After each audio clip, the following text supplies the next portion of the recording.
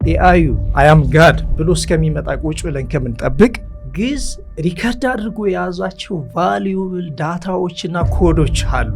ዜሪዝ ጋድ የሚለውን ትክክለኛውን ጋድ ማሳየት የሚችለውን ሲስተም ለምንኛ ቢውልድ አናደርግ? ጥንታዊ ኢትዮጵያዊ ስንጣሬዎች ላይ መሰረት ያደረጉ 4 መጽሐፍቶችን ጽፏል። መጽሐፈ ሄኖክ ላይ የጂፒኤስ የኬክሮስ እና ኬንትሮስ ቀመርን መቀመሪያ ማስተር ሀሳብ አለ እዛ ውስጥ። ግዕዝ የሚለው ቃል በነገራችን ላይ ነፃነት ማለት ነው። የኢትዮጵያ የግዕዝ ቋንቋና መንፈሳዊ ስልጣኔ ከዘመናዊው አልጎሪዝም ጋር እንዴት ወደ ቤታችን ወደ አምላካችን መመለስ እንደምንችል በጥልቀት ያስረዳናል። ሰው እኮ ወደ እግዚአብሔር የመቅረብ ጸጋ ክብሩን የመውረስ ጥግ ድረስ ኃይል አለው። ለምንድን ነው አሁን አብዛኞቻችን የተሸነፍነው ዓለም ላይ? እኛ ፍቃድ ከሌለ ለዚህ ኃይል እኛ ላይ አይሰራ። ካናዳ ዩኒቨርሲቲዎች አቋቁመው ግዕዝን እያጠኑ ይገኛሉ። ሞኝማ ባንሆን ግዕዝ ዩኒቨርሲቲ ከፍተው እነሱ የሚያስተምሩ እኛ ማንማረው ለምንድን ነው? ስለ ኢትዮጵያ ፊደል የዘመን አቆጣጠር፣ ስለ ግዕዝ ቋንቋ የተለየ እይታ አለው።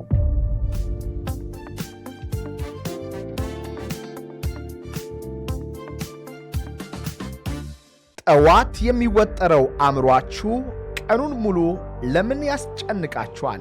ከሰው ሁሉ ተለይታችሁ ለብቻችሁ ራሳችሁን አታሰቃዩ። አንድ ቀን ሰላሜ ይመለሳል እያላችሁም ራሳችሁን አትሸውዱ።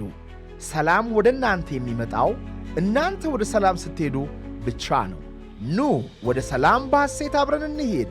በልባችሁ የተከማቸው የሥቃይ ተራራ በተፈጥሮ ኃይልና በእውቀት ይፈርሳል። አሮጌ ማንነታችሁን ጥላችሁ አዲሱን ታነሳላችሁ። ጫካው የአእምሮ ጫጫታን ያረጋጋል። ከአርባ ምንጮቹ ስትዋኙ ስሜታችሁ ይታጠባል።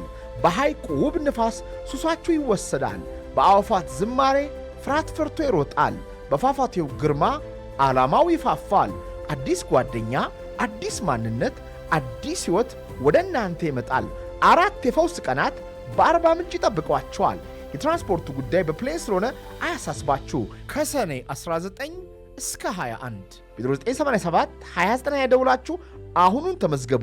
የምንፈልገው 20 ሰው ብቻ ነው። 4 ሰዎች ቀድመው ስለተመዘገቡ በቀሩት 16 ሰዎች ቦታ ፈጥናችሁ ተመዝገቡ። እንኳን ደህና መጣ። እንኳን ደህና ቆየ። ማን ጥልቅ የሆነ የኢትዮጵያ ጥንቱን ስልጣኔና ጥበብ አጥነተ እዛ ላይም ደግሞ የተለያዩ መጽሐፎችን ጽፋልና የኢትዮጵያን ጥበብ ከሌላው ጥበብ የሚለየው ከሌላው ዓለም ጥበብ የሚለየው ምንድን ነው? የኢትዮጵያን ጥበብ ከሌላው ዓለም የሚለየው እያንዳንዱ የጥበብ አሻራ በደንብ ተመዝግቦ ይገኛል። በጥንታዊ ቋንቋዎች ግዕዝን ጨምሮ በተለይ ግዕዝ በደንብ መዝግቦ ሪከርድ አድርጎ ይዞት ይገኛልና እንደ ሶርስነት ይጠቀሙበታል ሌሎች ሀገሮች ራሱ። ለምሳሌ ራሽ ሀገር፣ ጀርመን፣ ካናዳ ዩኒቨርሲቲዎች አቋቁመው ግዕዝን እያጠኑ ይገኛሉ። እና የዚህ ምክንያት ምንድን ነው? ምንጭ ስላለው ነው። እንደ ግብዓት ስለሚጠቅማቸውና ኮዶቹን ሪቨርስ አድርገው ለመረዳት ስለሚያግዛቸው እነዚህ ነጮች ግዕዝን ሳይቀር እየተማሩ በደንብ ጥበቡን ተረድተው ወደ ትክክለኛ አፕሊኬሽን ወይም ደግሞ ቴክኖሎጂ ኢኖቬት አድርገው ይጠቀሙበታል። ጥበቡ ግን ምንድን ነው? ጥበቡ አሁን ብዙ ጥበቦች አሉ አይደለ? ዓለም ላይ የተለያዩ ጥበቦች አሉ እና ምንድን ነው የኢትዮጵያው ጥበብ? የኢትዮጵያው ጥበብ ለየት የሚያደርገው አሁን ከሌሎች ጥበቦች ብዬ ማስበው ትክክለኛው ጥበብ ነው። ጥበብ 3 ነው። አንደኛው ጥበብ ፈሪሃ እግዚአብሔር የሚገኘው ጥበብ ነው። ፍጹም ከእግዚአብሔር ወገን ያለው ጥበብ ነው። ሁለተኛው ግን የተቀላቀለ ጥበብ ነው።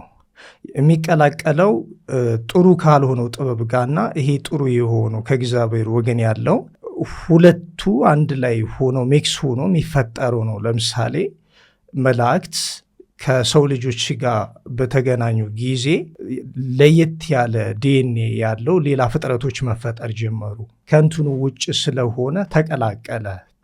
ንጹሑ የሰው ልጅ የዲኤንኤ ዝርያ ከዛኛው ዝርያ ጋር ሲቀላቀል የተለየ ዝርያ ተፈጠረ ማለት ነው። በዛ ምክንያት የኖህ የጥፋት ውሃ የመጣው በዛ ምክንያት ነበረ። የሰው ልጆች ከተፈጠሩበት ኢንቴንሽናል ወይም ደግሞ የእግዚአብሔር ፈቃድ ውጭ ስለሆኑ ይሄ በተቀላቀለ ጥበብ ጠፉ ማለት ነው። 3ኛው ጥበብ መልካም ካልሆነው ፍጹም ከወደቀው መልአክ ጋር ከሳጥናኤል ጋር ያለው ነው። ሙሉ በሙሉ ኢቪሊሽና የሰው ልጆችን ሙሉ በሙሉ አታክ የሚያደርግ ኔጌቲቭ ነው፣ ተቃራኒ ነው። የመልካም ወገን የእግዚአብሔር ወገን ካለው ተቃራኒ ጥበብ ነው። ስለዚህ እነዚህ ሶስቱ ጥበቦች ናቸው። ግን ኃያሉ ጥበብና ትክክለኛው ጥበብ ከእግዚአብሔር ወገን ያለው ጥበብ ነው። ይህንን በደንብ ለይቶ የያዘ ስለሆነ የኢትዮጵያ ጥበብ ለየት ይላል። ስለዚህ የኢትዮጵያን ጥበብ ለየት ያደርገዋል ስንል እግዚአብሔር ስላለበት ነው እንጂ ጥበብ ነው፣ እውቀት ነው። ግን የኢትዮጵያን ለየት የሚያደርገው እግዚአብሔርን መሰረት በማድረጉ ነው። ከእግዚአብሔር ጋር ያለውን የሀገራችንን ጥበብ የሚያረጋግጥልን ምን አለ? ለምሳሌ ከእግዚአብሔር ጋር በደንብ የተሳሰረች መሆኑ የሚያመለክቱ ብዙ ማስረጃዎች አሉ። እኔ ባደረግኩት ጥናት እንግዲህ ለምሳሌ ከመጽሐፍት ብንነሳ ከመጽሐፍ ቅዱስ ልንነሳ እንችላለን። ከኢትዮጵያ አቆጣጠር ልንነሳ እንችላለን። ከላሊበላ ልንነሳ እንችላለን። ከአቡጊዳ ፊደል ልንነሳ እንችላለን። እያንዳንዱ የተቀመረው እያንዳንዱ ቀመር ያስቀመጡበት ሜካኒዝም ከእግዚአብሔር ወገን ያለ እንዳለ የሚጠቁም ነው። ለምሳሌ የፊደሎችን ትርጓሜ ብናይ ሚለውን ፊደል እንኳን ወስደን ብናይ ትርጉሙ እግዚአብሔር ዓለም ከመፈጠሩ በፊት ነበር ማለት ነው። ፊደሉ ትርጉሙ ሀ ማለት ሀለወቱ እግዚአብሔር ሀለወቱ ለአብ ቅድመ ዓለም። አሁን ይሄ በጣም ትልቅ ፍልስፍና እኮ ነው ብቻውን አንዱ ፊደል። ወደ ዮሐንስ ወንጌል ስንሄድ ምዕራፍ 8 ይመስለኛል መጀመሪያ ቃል ነበረ ይላል፣ ቃልም ከእግዚአብሔር ዘንድ ነበረ ይላል፣ ቃልም ሰው ሆነ ይላል። እንደዛ እያለ ይሄዳል እና እኛ ያው ሰዎች ስለሆንን ስለማናስተውል ስለማይገለጥልን ቃል ሰው ሆነ ሲል ምን ማለት ነው? ይሄንን ሁሉ መመርመርና መረዳት ከፍተኛ የሆነ የፍልስፍና እንትኖቹን ለመቅረጽ የሚያገለግል ነው ማለት ነው። አንዱ ይሄ ነው፣ ፊደሉ ነው። ሌላኛው ላሊበላን ብንወስድ የተወቀረው ከላይ ወደ ታች ነው። ከላይ ወደ ታች እንግዲህ ሰው ሲያስብ በራሱ መሰረት የሚያስብ ከሆነ አይዘልቅም። ሰው ፍጹም አይደለማ። ከፍጹሙ ወገን ከላይ ወደ ታች ኮላፕስ ሲያደርግ ግን ከእግዚአብሔር ወገን ያለው ጥበብ ኮላፕስ ሲያደርግ ግን ትክክለኛው ጥበብ ነው እና ላሊበላውን የሚያመለክተው ከላይ ወደ ታች መስቀሉን ብቻ ሳይሆን የገደሉ ዲዛይን አራት ማዕዘኑ ራሱ ያ ዑደቱን የሚያመለክት የእግዚአብሔርን ከላይ ወደ ታች ያለውን ጥበብ የሚጠቁም ቅዱስ ቦታ ነው። ቅዱስ ቤተ መቅደስ ነው ማለት ነው እና እያንዳንዱ አሰራራቸው የሰሩልን ከፊደሉ እስከ አቆጣጠሩ ከአቆጣጠሩ እስከ ህንፃው አጠቃላይ ሌሎችም ጥበባት የተወቀሩት ከላይ ባለው መሰረት የላይኛው ወደዚህ ዳይሜንሽን ኮላፕስ ሲያደርግ ከእግዚአብሔር ወገን ያለው በትክክል መንገድ አስቀምጠውልን ያለፉት ማለት ነው። ግን ከባድ ነው ያን መረዳት። አሁን የኛ ጄኔሬሽን ይሄን ለመረዳት አንደኛ ኢንፎርሜሽኑ የለንም። የኔም ሀሳብ ይሄን ኢንፎርሜሽን ሰው አግኝቶት እንዲዘጋጅና አሃ ብሎ እየተረዳ እንዲፈጥርበት ለማድረግ ነው። ለምሳሌ አሁን የኢትዮጵያ አቆጣጠር ሌላ ሀገር እንደዚህ እንደ ኢትዮጵያ የሚቆጥር ሀገር የለም። ስለዚህ የኢትዮጵያ አቆጣጠር ነው ማለት ነው። ሲቆጥር በአራቱ ወንጌላውያን ነው የሚቆጥረው፣ ዝም ብሎ አይደለም። በአራቱ ወንጌላውያን በማቴዎስ፣ በማርቆስ፣ በሉቃስ እና በዮሐንስ ወንጌላውያን ነው የሚቆጥረው እና ቅደም ተከተሉም እንደዛ ነው። በሞጁሎ ነው የሚሰራው። የሚገርም ይሄ ከሳይንስ ጋር ያመሳስለዋል። ሞጁሎ 1 ከመጣ አቆጣጠሩ ማቴዎስ ነው። ሞጁሎ 2 ከመጣ ቀሪው ቁጥር ማለት ነው። ሞጁሎ ማለት በማቴማቲክስ እና 2 ከመጣ ማርቆስ ነው። 3 ከመጣ ሉቃስ ነው። 0 ከመጣ ደግሞ ዮሐንስ ነው። ኦርደሩም እንደዛ ነው የተጻፈው። ከማቴዎስ ይጀምራል መጽሐፍ ቅዱስ፣ ዮሐንስ ይጨርሳል ማለት ነው እና ይሄ ሁሉ ከላይ ወደ ታች እንዳለው በዛ መሰረት ከፈሪሃ እግዚአብሔር ወገን በሚገለጽ ጥበብ የተቀመረና የተቀመጠ በጣም ኃይል ያለው ጥበብ ነው። አሸናፊው ጥበብ ያለው በዚህ ነው እና ይሄ የገባቸው ብፁዓን ሕያዋን ደግሞ በዚህ በህገ ልቦና ኑረው ከና አካላቸው የተነጠቁ ሰዎች ማለት ነው። እነዚህ ኢትዮጵያውያን ህቡ ናቸው። እነዚህ ቅዱሳን ከእግዚአብሔር ወገን ባለው ሲስተም ውስጥ ያለፉና ይሄ ብርሃን የተገለጸላቸው የእግዚአብሔር ቅዱሳን ናቸው። በዚህ ጥበብ የሚገለጽ ጥበብ ኃይል አለው፣ አሸናፊ ኃይል አለው። ይሄ የኛው ህቡ አሸናፊ ነው። ተዋጊውን ኃይል ተቃራኒውን ኃይል ያሸንፈዋል። በዛ መንገድ ነው። አንዳንድ ቦታዎች አሁን ሰምተን እንደሆነ ባለፈው ባህር ዳር አካባቢ ገነት አለች የሚል ጥናት፣ እንደዚህ አይነት ነገሮች ምናምን ከውጭ ሰዎች ነው እንደዚህ የሚመጡት በብዛትና ለመገመትም ይከብዳል። አሁን ገነት ባህር ዳር ነው ያለችው ምን እያሉ ነው? ጠዋት የሚወጠረው አእምሯችሁ ቀኑን ሙሉ ለምን ያስጨንቃችኋል? ከሰው ሁሉ ተለይታችሁ ለብቻችሁ ራሳችሁን አታሰቃዩ። አንድ ቀን ሰላሜ ይመለሳል እያላችሁም ራሳችሁን አትሸውዱ። ሰላም ወደ እናንተ የሚመጣው እናንተ ወደ ሰላም ስትሄዱ ብቻ ነው። ኑ ወደ ሰላም በሐሴት አብረን እንሄድ። በልባችሁ የተከማቸው የሥቃይ ተራራ በተፈጥሮ ኃይልና በእውቀት ይፈርሳል። አሮጌ ማንነታችሁን ጥላችሁ አዲሱን ታነሳላችሁ። ጫካው የአእምሮ ጫጫታን ያረጋጋል። ከአርባ ምንጮቹ ስትዋኙ ስሜታችሁ ይታጠባል። በሐይቁ ውብ ንፋስ ሱሳችሁ ይወሰዳል። በአዕዋፋት ዝማሬ ፍርሃት ፈርቶ ይሮጣል። በፏፏቴው ግርማ ዓላማው ይፋፋል። አዲስ ጓደኛ፣ አዲስ ማንነት፣ አዲስ ሕይወት ወደ እናንተ ይመጣል። 4 የፈውስ ቀናት በአርባ ምንጭ ይጠብቋቸዋል። የትራንስፖርቱ ጉዳይ በፕሌን ስለሆነ አያሳስባችሁ። ከሰኔ 19 እስከ 21 በ0987 29 ደውላችሁ አሁኑን ተመዝገቡ። የምንፈልገው 20 ሰው ብቻ ነው። 4 ሰዎች ቀድመው ስለተመዘገቡ በቀሩት 16 ሰዎች ቦታ ፈጥናችሁ ተመዝገቡ። እኔ በሌላ መንገድ ነው የምረዳው። አሁን ሰዎች የሚመስላቸው እንደዚህ የሚዳሰስ ነው የሚመስላቸው፣ የሚነካ ነው የሚመስላቸው። አሁን ገነት እንደዚህ አረንጓዴ የአትክልት ቦታ ምናምን ብለን ኢሜጅ ስላደረግ ነው እንደዛ ነው ሰዎች የሚረዱት። ሊትራሊ ግን ገነት የሆነ ዳይሜንሽን ውስጥ ነው ያለው። ይሄ ዳይሜንሽን ደግሞ የሚገለጠው መረዳቱ በእግዚአብሔር ጥበብ ወገን ሲሆን ነው የሚታየው እንጂ ዝም ብሎ እንዴት ሊታይ ይችላል? እንደዚህ ፊዚካሊማ እንዴት ልናየው እንችላለን? እንዴት ልንረዳው እንችላለን? ኢትዮጵያ ከእግዚአብሔር ጋር ካለችና ከእግዚአብሔር ጋር ያለው ኃይል የሚያሸንፍ ከሆነ ለምንድን ነው አሁን አብዛኞቻችን የተሸነፍነው ዓለም ላይ? አሪፍ ጥያቄ ነው። የሁላችንም ጥያቄ ነው። በእርግጥ እንደዛ የሆነው እንግዲህ በመልካም ፈቃድ ነው ሁሉም ነገር የሚሆነው። እኛ ፈቃድ ከሌለን፣ ለዚህ ኃይል ፈቃድ ከሌለን እኛ ላይ አይሰራም። ስለዚህ ይሄንን ፈቃድ ሙሉ በሙሉ ወደ ራሳችን ብናመጣው ግን ፓወርፉል ነው፣ ኃያል ያደርገናል። ይሄንን የተጠቀሙበት ቅድመ አያቶቻችን እኮ አሉ። አድዋን አሸንፈውበታል። ስንት ነገር ሰርተውበታል። ሌሎቹም የሚታወቁም ማይታወቁም የሰሯቸው ታምራት አሉ። ብዙ ጥሩ ነገሮች አሉ።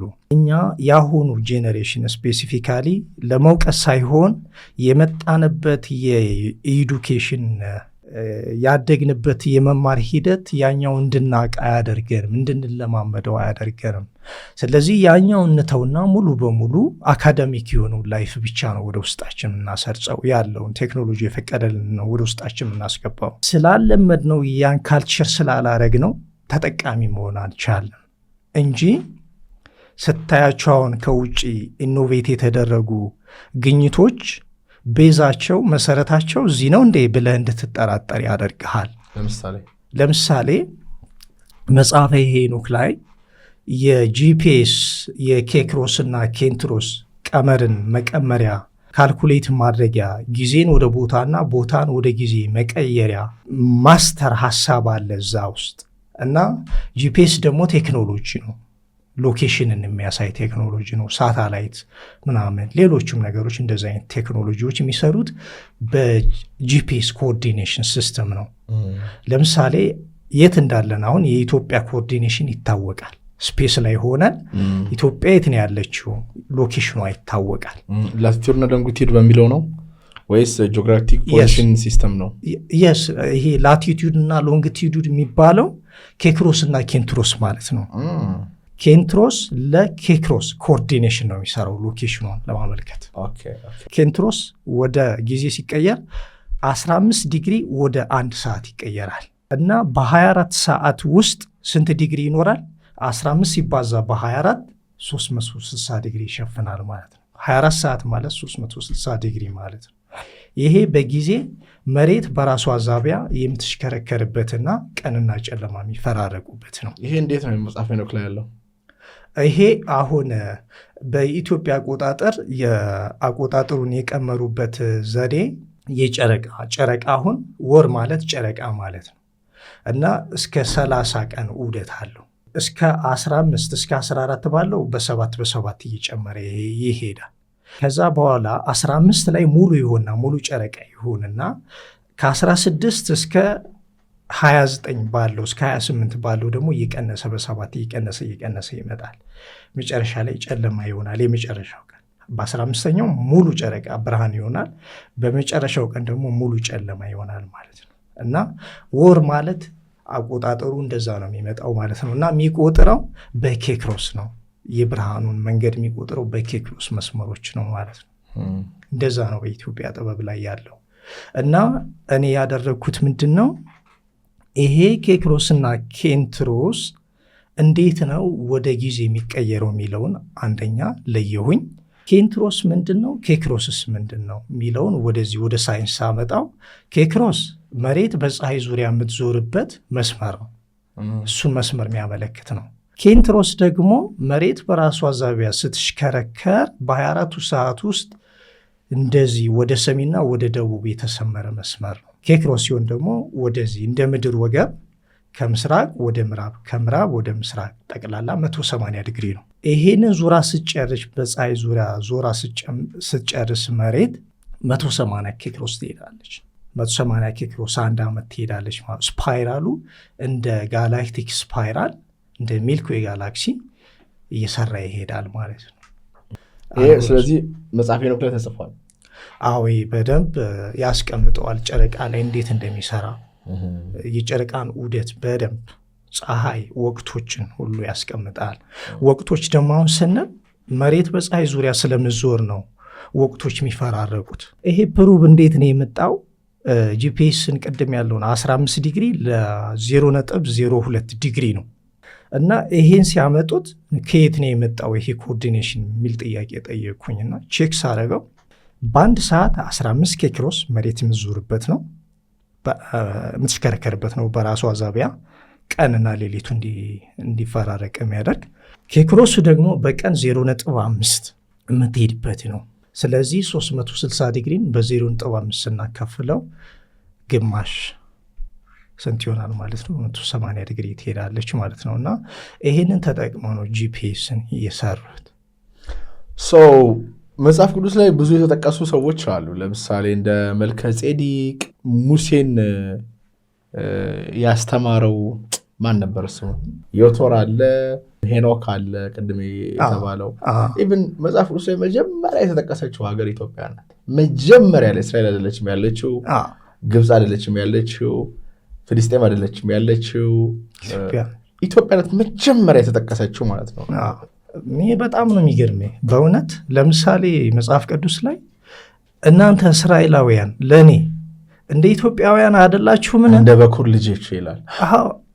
እና ምንድነው ያስበው ኢትዮጵያውያን ምንድነው ይሄ የሚገልጸው? አሁን ኢትዮጵያውያን ለእግዚአብሔር ቅርብ እንደሆኑ ነው። እነዛን ሲያስተምራቸው ነው ምን ሆናችሁ ነው አይነት ነገር ነው። እናንተ እስራኤላውያን ግን ለእኔ እንደ ኢትዮጵያውያን አይደላችሁምን ይላችኋል። ሲገስጻቸው እኮ ነው። ስለዚህ እንደ ኢትዮጵያ ወዳችኋለሁ፣ ኢትዮጵያን ወዳታለሁ ነው። ይሄ መገለጽ አሁን ስለ ኢትዮጵያ ቅድስና፣ ስለዚህች ሀገር ምስጢራዊነት፣ ከአምላክ ጋር ያላትን ቁርኝት መጽሐፍ ቅዱስ ላይ በተለያየ ቦታ ትጠቀሳለች በመልካም እንደውም ማቴዎስ 12:42 ላይ በፍርድ ቀን ያችን ትውልድ ለመዳኘት የአዜብ ንግሥት ከዛች ትውልድ ጋር ትነሳለች ይላል። ይሄኛው ማለት ኢትዮጵያ ነች። አዜብ ይሄ ምድር ነው፣ ዳይሬክሽን ነው። መስህ የሚባል ዳይሬክሽን አለ፣ አዜብ የሚባል አለ፣ ሊበ የሚባል ዳይሬክሽን አለ፣ ባህር የሚባል አለ። ከኮከቡ ጋር ይገጥማል። ከኢየሩሳሌም አንጻር ሲታይ ይሄ ምድር የአዜብ ምድር ይባላል። ይሄ ያው ኢትዮጵያ ደግሞ አሁን ያለው ይቺ ክልል አይደለችም። ቀይ ባህር፣ ይሄ የመን፣ ላይኛው የግብፅና ሱዳን ምናምን ሁሉ እንደዚህ ኢትዮጵያ በሚል እንትን ነው የሚታወቀው። ድሮ እንደዛ ነው፣ ሰፊ ነው የንግድ መስመር ሁሉ ነበረው ከፋርስ ጋር ከህንድ ጋር ከግሪክ ጋር የሚያካሂዱበት የነበረው ማለት ነው። እና ይሄ ኢትዮጵያ የሚለው እንደዚህ እየጠበበ መጥቶ ነው እንጂ አሁን እዚህ ጋር ያለችው አሎኬሽን መገለጫ የሆነችው ጠቅላላ የአዜብ የምንለው የኢትዮጵያ ምድር ነው። እና የአዜብ ንግስት ማክዳ ወይም ደግሞ የቀዳማዊ ምኒልክ እናት ምናምን የምንላቸው ሁሉ አሉ። እንግዲህ እስራኤል በጣም የቅርብ ጊዜ ላይ 3000 ዓመት የምንለው እንትን ነው ያላት። ያኔ የእኛ ንግስቱ ወደዛ ስትሄድ የእስራኤል ስንተኛ ንጉስ ነበር? ሶስተኛ ንጉስ ላይ ነበር የነበረው ሰሎሞን ሶስተኛ፣ አባቱ ዳዊት ሁለተኛ፣ ሳውል ነው አንደኛው። ኤግዛክትሊ። ያኔ የእኛ ንጉሳውያን ብዙ ናቸው። እንዲህ እየተዋረደ መጥቶ 20 30 50 አካባቢ እንደዛ ይሆናል። በዛ ጊዜ እቺ ላይክ የምትታወቀዋ 3000 ታሪክ ነው ያለና የሚለው የቱ ጋር የተቋረጠው ታዲያ?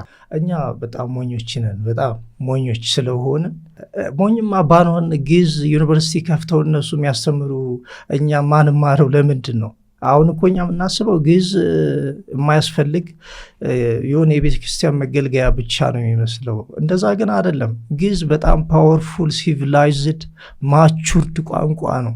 ሳይንስ ነው። የሚጣፍጥ ፓወርፉል ለእግዚአብሔር የቀረበ እንደውም አንዳንድ ሰዎች እኮ ይህን ቋንቋ ይሄ ቋንቋ የመላእክት ቋንቋ ነው ይላሉ።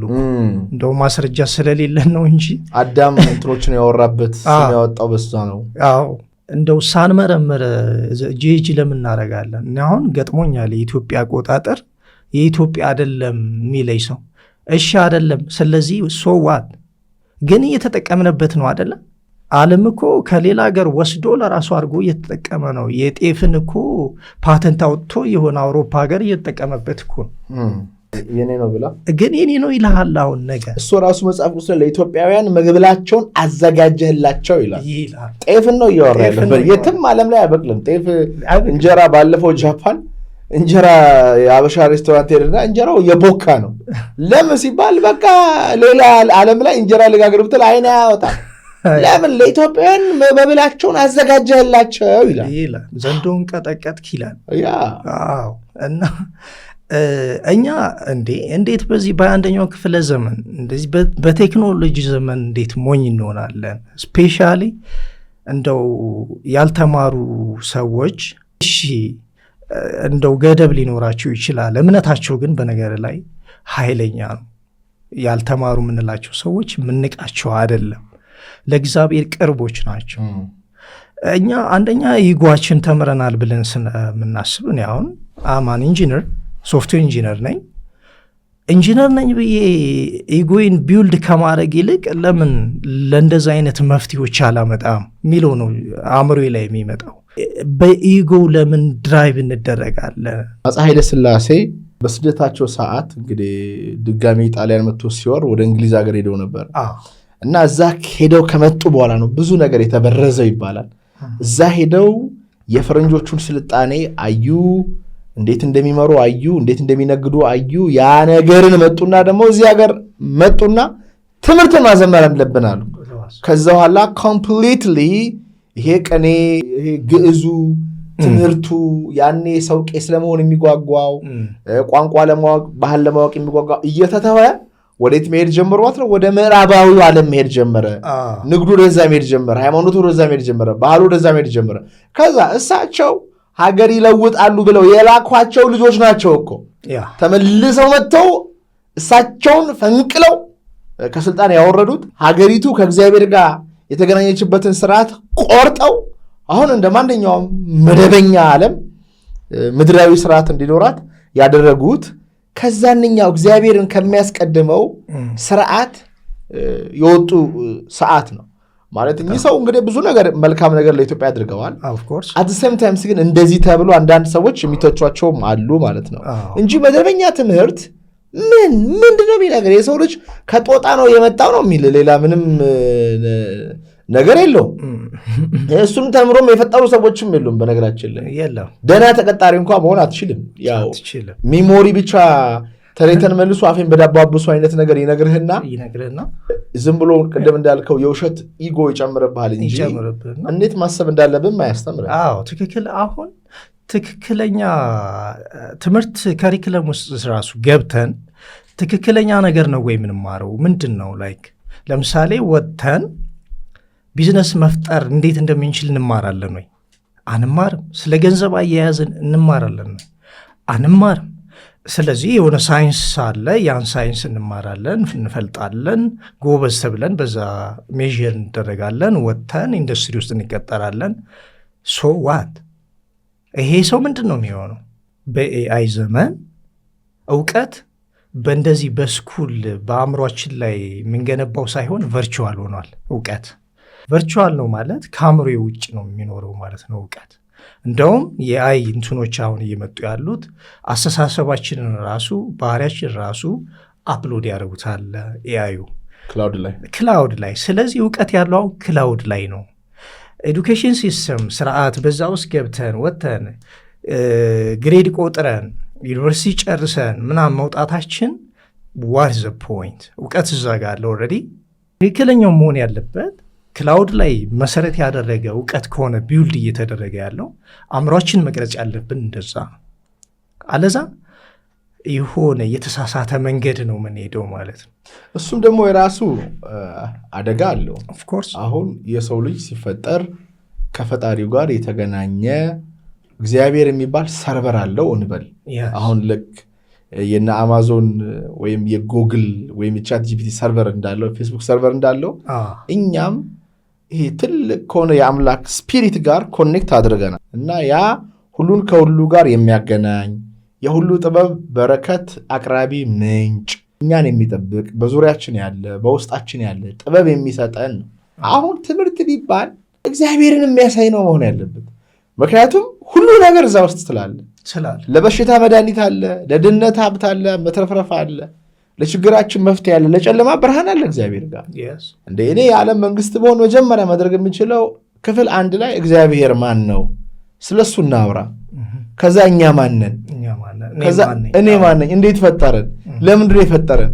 ይሄ ሴንስ የማይሰጥ ዓለም ላይ እኮ ነው ያለ ነው አሁን። የዓለም ሰጣይ ለምን ተወለድን፣ ለምን ነው የምንሞተው፣ ምንድነው የጦርነቱ፣ ምንድነው ይሄ ሁላ ሩጫው፣ ምንድነው የዓለም ዋንጫው፣ ምንድነው ነገር ስትል it doesn't make sense። የሆነ ትርጉም አይሰጥህም። የምትዋጋለት ነገር፣ የምትኖርለት ነገር፣ የምትራብለት ነገር ምንም ትርጉም የለውም። ሄዶ ሄዶ ሄዶ ሞት የሚባል ነገር ይመጣል። ይሄን ግን ልታለፍ የምትችለው እግዚአብሔር የሚባለውን አባት እያወቅ ስትመጣ ነው። እና አደድበውናል። እኔ ሊትራሊ ብዬ የማወራው በዚህ የትምህርት ስርዓት ተምሬያለሁ። ሳልማር አይደለም ይሄን የምለው፣ ተምሬያለሁ፣ ተመርቄያለሁ፣ አይቼዋለሁ። ሰነፍ ተማሪ የሚባልም አይደለሁ። ያን ያህል ትምህርት ምጠላ ሰውም አይደለሁ። ዋና ዋና ኢቭን ለምድር እንኳን የሚጠቅምህን ነገር አይሰጠህም። ቅድም እንዳልከው ስለ ገንዘብ አያስተምርም፣ ስለ ቢዝነስ አያስተምርም፣ ስለ ትዳር አያስተምርም፣ ስሜትን እንዴት መግራት እንዳለብህ አያስተምርም፣ ፖለቲክስ ምን እንደሆነ ሪል ወርልዱ እንዴት እንደሚሰራ how it works ማለት ፖለቲክሱ እንዴት እንደሚሰራ አይነግርህም። እና ስለዚህ ይሄ ይመስለኛል ልክ ነህ።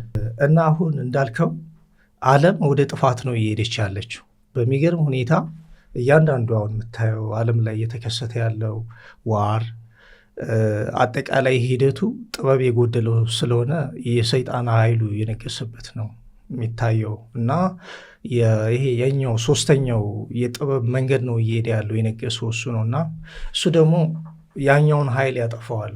ኦሪጂናሉን ኃይል ከእግዚአብሔር ወገን ያለውን ኃይል ያጠፋና ራሱ መንገድ ስለሚፈልግ የተሻለ ቴክኖሎጂ ሊያስፈጥረህ ይችላል። ሚሳይል እንድታመርት ሊያደርግ ይችላል። አዘይንድ ኦፍ ዘ ዴይ ግን የዓለምም የሰው ልጆችንም ጥፋት ነው የሚጠራው ማለት ነው። እና በጣም ያስፈራው ነገር አዳም የመጀመሪያውን ስህተት ሰራና ወደዚህ ኮላፕስ አረግ አይደለም። በሕገ ልቦና ነበር የሚኖረው አዳም ተፈጥሮ ገነት ውስጥ ነበር የሚኖረው አይደለም። ከዛ ተሳሳተ። ስህተት ሳይሆን ጥበብ ነው ያሳሳተው። የባቡ የእንትኑ ምናምን ማወቁ የጥበብ ምልክት ነው። ያን ሲያቅ አወቀ፣ ራቁቱን እንደሆነ አወቀ ነው የሚለው። ኮንሽስ አልነበረም መጀመሪያ ላይ። ያን ሲያደርግ ግን ያን ሲመገብ ዕፀ በለሱን ኮንሽስ ሆነ፣ አወቀ። እዛ ራቁቱን መሆኑን ተረዳ። ስለዚህ ይሄ ኮላፕስ ሲያደርግ ተሳሳተና ወደቀ፣ ሞት የሚለው ነገር መጣ ማለት ነው። መጀመሪያ ዘላለማዊ ነበር፣ አይሞትም። እንደዛ ነበር የተፈጠረው። የፈጣሪ ኢንቴንሽን እንደዛ ነበረ። እዛ ሞት መጣ፣ ጥፋት መጣ ማለት ነው። ኢየሱስ ክርስቶስ መጥቶ እስከሚያድን ድረስ ይሄ ሁሉ በተስፋ የሚጠበቅ ነገር ነበረ። ኢየሱስ ክርስቶስ ሞተና አድኖን ያን መንገድ መልሶ ከፈተው። ስቲል ግን ሞት አለ፣ ከሞት በኋላ ህይወት አለ የሚለውን ነገር ያን መንገድ ስለከፈተልን ድነናል። አክቹዋሊ አሁን ግን ቴክኖሎጂ የሄደ ያለበት አቅጣጫ ኮንትሮልድ ሊሆን ከኮንትሮል ውጪ ይልቅ የሰው ልጆችን ኮንትሮል አድርጎ ዓለምን ሙሉ በሙሉ ከተቆጣጠረ በኋላ ሲፈልግ ሊያጠፋ ይችላል። ሲፈልግ ደግሞ የሆነ ሰው አንድ ሚሳኤል ተኩሶ ዓለምን ሊያጠፋት ይችላል። ይህ ሁሉ ፈጠራ ሲመጣ ከእግዚአብሔር ወገን ያለ ጥበብ ቢሆን ኖሮ ግን ይዘጋጅ ነበረ። ይሄ ጥፋቱን ለመመለስ ቢቻል በእግዚአብሔር ወገን መፍጠር ስለሚቻል ትራንስፎርም ማድረግ ስለሚቻል ከዚህ የተሻለ ኃይል ስላለው ይቻል ነበረ። እንግዲህ ሰይጣን ደግሞ ከባድ ስለሆነ የሰው ልጆችን ኢየሱስንም እኮ ፈትኖታል አይደለም? 3 ፈተናዎች በዛ መንገድ ቢሳሳቱ ኑሮ ሙሉ በሙሉ እንትን ማድረግ ይችል ነበር። ያንን ሰብሮ ነው ያሸነፈው። ስለዚህ ይሄን ሰብረን የሰው ልጆች ደካማ ስለሆን ማሸነፍ ስለማንችል ያኛው ገዥ ሆነና ይሄ የሚጥለቀለቀው ሲቪላይዜሽን እንደ ባቢሎን አሁን አሪፍ ኤግዛምፕል መሆን ይችላል። ባቢሎን ከታች ወደ ላይ ነው የገነቡት ግንባቸው። ዓላማቸው ፈጣሪ የሚባል ንጉሥ አለ፣ እግዚአብሔር የሚባል መውጋት አለብን። ወግተን እሱን ከወጋ ነው በኋላ ይሞታል። እኛንን ከምድር ወደ ላይ ቢውልድ አድርገው እግዚአብሔርን ኮንትሮል ሲያደርጉ ታስበዋል። ያ ትክክለኛው ግን ከላይ ወደ ታች ያለው ከላይ ወደ ታች ትክክለኛው ጥበብ ኮላፕስ ሲያደርገው ነው ከእግዚአብሔር ወገን ከላይ ወደ ታች አዛበር ሶቢሎ አይደለም? አዛባብ ሶቢሎ አይደለም? በሰማያት እንዳለው ታውቃለህ። በሰማይ እንደረች በምድር ነው። ዳይሜንሽኖች አሉ፣ ሃየር ዳይሜንሽን። ይሄ የምንኖርበት ዳይሜንሽን ፕሮባብሊ 4 ዳይሜንሽን ነው ያለው። ሶስተኛው ይሄ ላይክ የሚዳበሰው ነው። ታይም ስጨምርበት 4 ዳይሜንሽን ይሆናል ማለት። ስለዚህ ከሃየር ዳይሜንሽን ነው ወደ ሎወር ምትም መገንባት ያለበት ከሀሳብ ወደ ስሜት ወደ ድርጊት ኤግዛክትሊ እንጂ ከድርጊት ወደ ሀሳብ አይደለም። ስለዚህ አሁን እየመጣ ያለው በጣም አደገኛ። አሁን ኤአይን ምን ይላል? ኤአይ አልጎሪዝምን የፈጠረው ሰውዬ በጣም በስጋት ያወራል። እና ደጋረፍ ኤአይ የሚባለው ሰውዬ የሰውን ኮንሽስነስ ክሎን ሆኖ ሰውየው ቢሞት እንኳ ኤግዚስት ያደርጋል። ሃርድዌር ሰርተህለት ሲሙሌት አድርገህለት ላይክ ይንቀሳቀሳል። ሳቢው ተመሳሳይ ነው ግን አደገኛ። በዛ ፍጥነት በዛ ለርኒንግ ኦልሬዲ ለርን አድርጎ ክሎን አድርጎታል ጭንቅላቱ። በዛ ፍጥነት ስለሚሄድ ቤስት አደገኛ ማሽን ይሆናል ወይ ደግሞ ቤስት ፐርፎርመር ይሆናል ያዩ ማለት ነው። ፕሮባብሊ ግን ሚስጋይድድ ስለሚሆን ያው የፕሮግራሚንግ ችግርም ስለ ሰው የፈጠረው አይደለም። ፈጣሪ የፈጠረው አዳም እንኳን ተሳስቷል። እንኳን ሰው ፕሮግራማቲካሊ ፕሮግራም አድርጎ የሚፈጥረው ኤአይ ፕሮግራም ተደርጎ ነው የሚሰራው። አልጎሪዝም የተለየ እንትን ያለው ይሄ ማሽን ሲለብስ የኔ ፊት አለ በላይክ ፕላስቲክ አይነት ሰርጀሪ ሊኖረው ይችላል። ትክክለኛው ማን ያዘዋል ይኖራል ማለት ነው። ሲያወራ ድምፁ ፐርፌክት ራሱ ነው። አልሞተም ብለህ ነው የምታስበው። ኮንሽስነሱ እዚህ ይቀራል። ዋው ነፍሴ ግን የለችም። ስለዚህ የኔን ትናንትናዊ ፕሮግራሚንግ የማወራበትን መንገድ የተማርኩትን ትምህርት አሁን ኤአዩ እኔን ያቀኛል። አሁን ራሱ አሁን የምናወራውን ራሱ እየሰማ ነው። እኛ ጅሎች ነን እንጂ ለምሳሌ ጠዋት የሚወጠረው አእምሯችሁ ቀኑን ሙሉ ለምን ያስጨንቃችኋል? ከሰው ሁሉ ተለይታችሁ ለብቻችሁ ራሳችሁን አታሰቃዩ። አንድ ቀን ሰላሜ ይመለሳል እያላችሁም ራሳችሁን አትሸውዱ። ሰላም ወደ እናንተ የሚመጣው እናንተ ወደ ሰላም ስትሄዱ ብቻ ነው። ኑ ወደ ሰላም በሐሴት አብረን እንሄድ። በልባችሁ የተከማቸው የሥቃይ ተራራ በተፈጥሮ ኃይልና በእውቀት ይፈርሳል።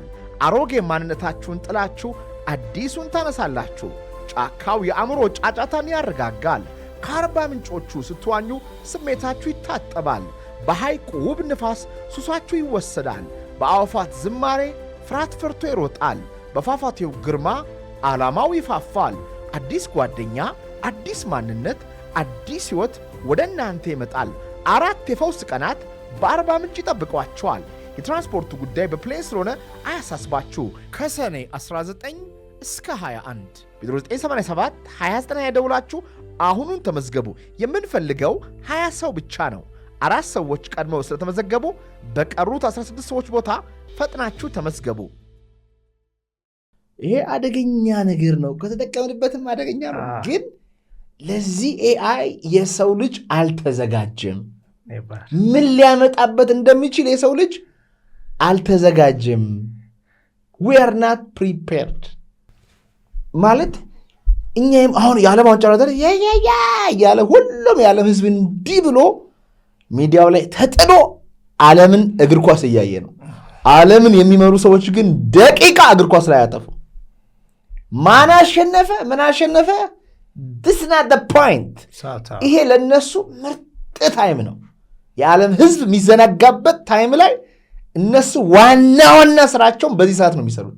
ለምን በቃ ነጥቡ እንትና በቀይ ወጣ፣ ሜክሲኮ ተሸነፈች፣ ደቡብ አፍሪካ በዚህ ገባች፣ ብራዚል እንደዚህ ኔይማር ተመረጠ ምናምን እያልክ ስትል እነሱ ለሰከንድ ሳይሳሳቱ የሚጠበቅባቸውን ነገር ቀጥለት አድርገው ነው የሚሰሩት። አይዘናጉም። ባይዘው በጣም ዓለም ብልህ ነው። አሁን ዓለም ለምሳሌ ቅርብ ጊዜ አሁን የኤሪያ 51 የአሜሪካ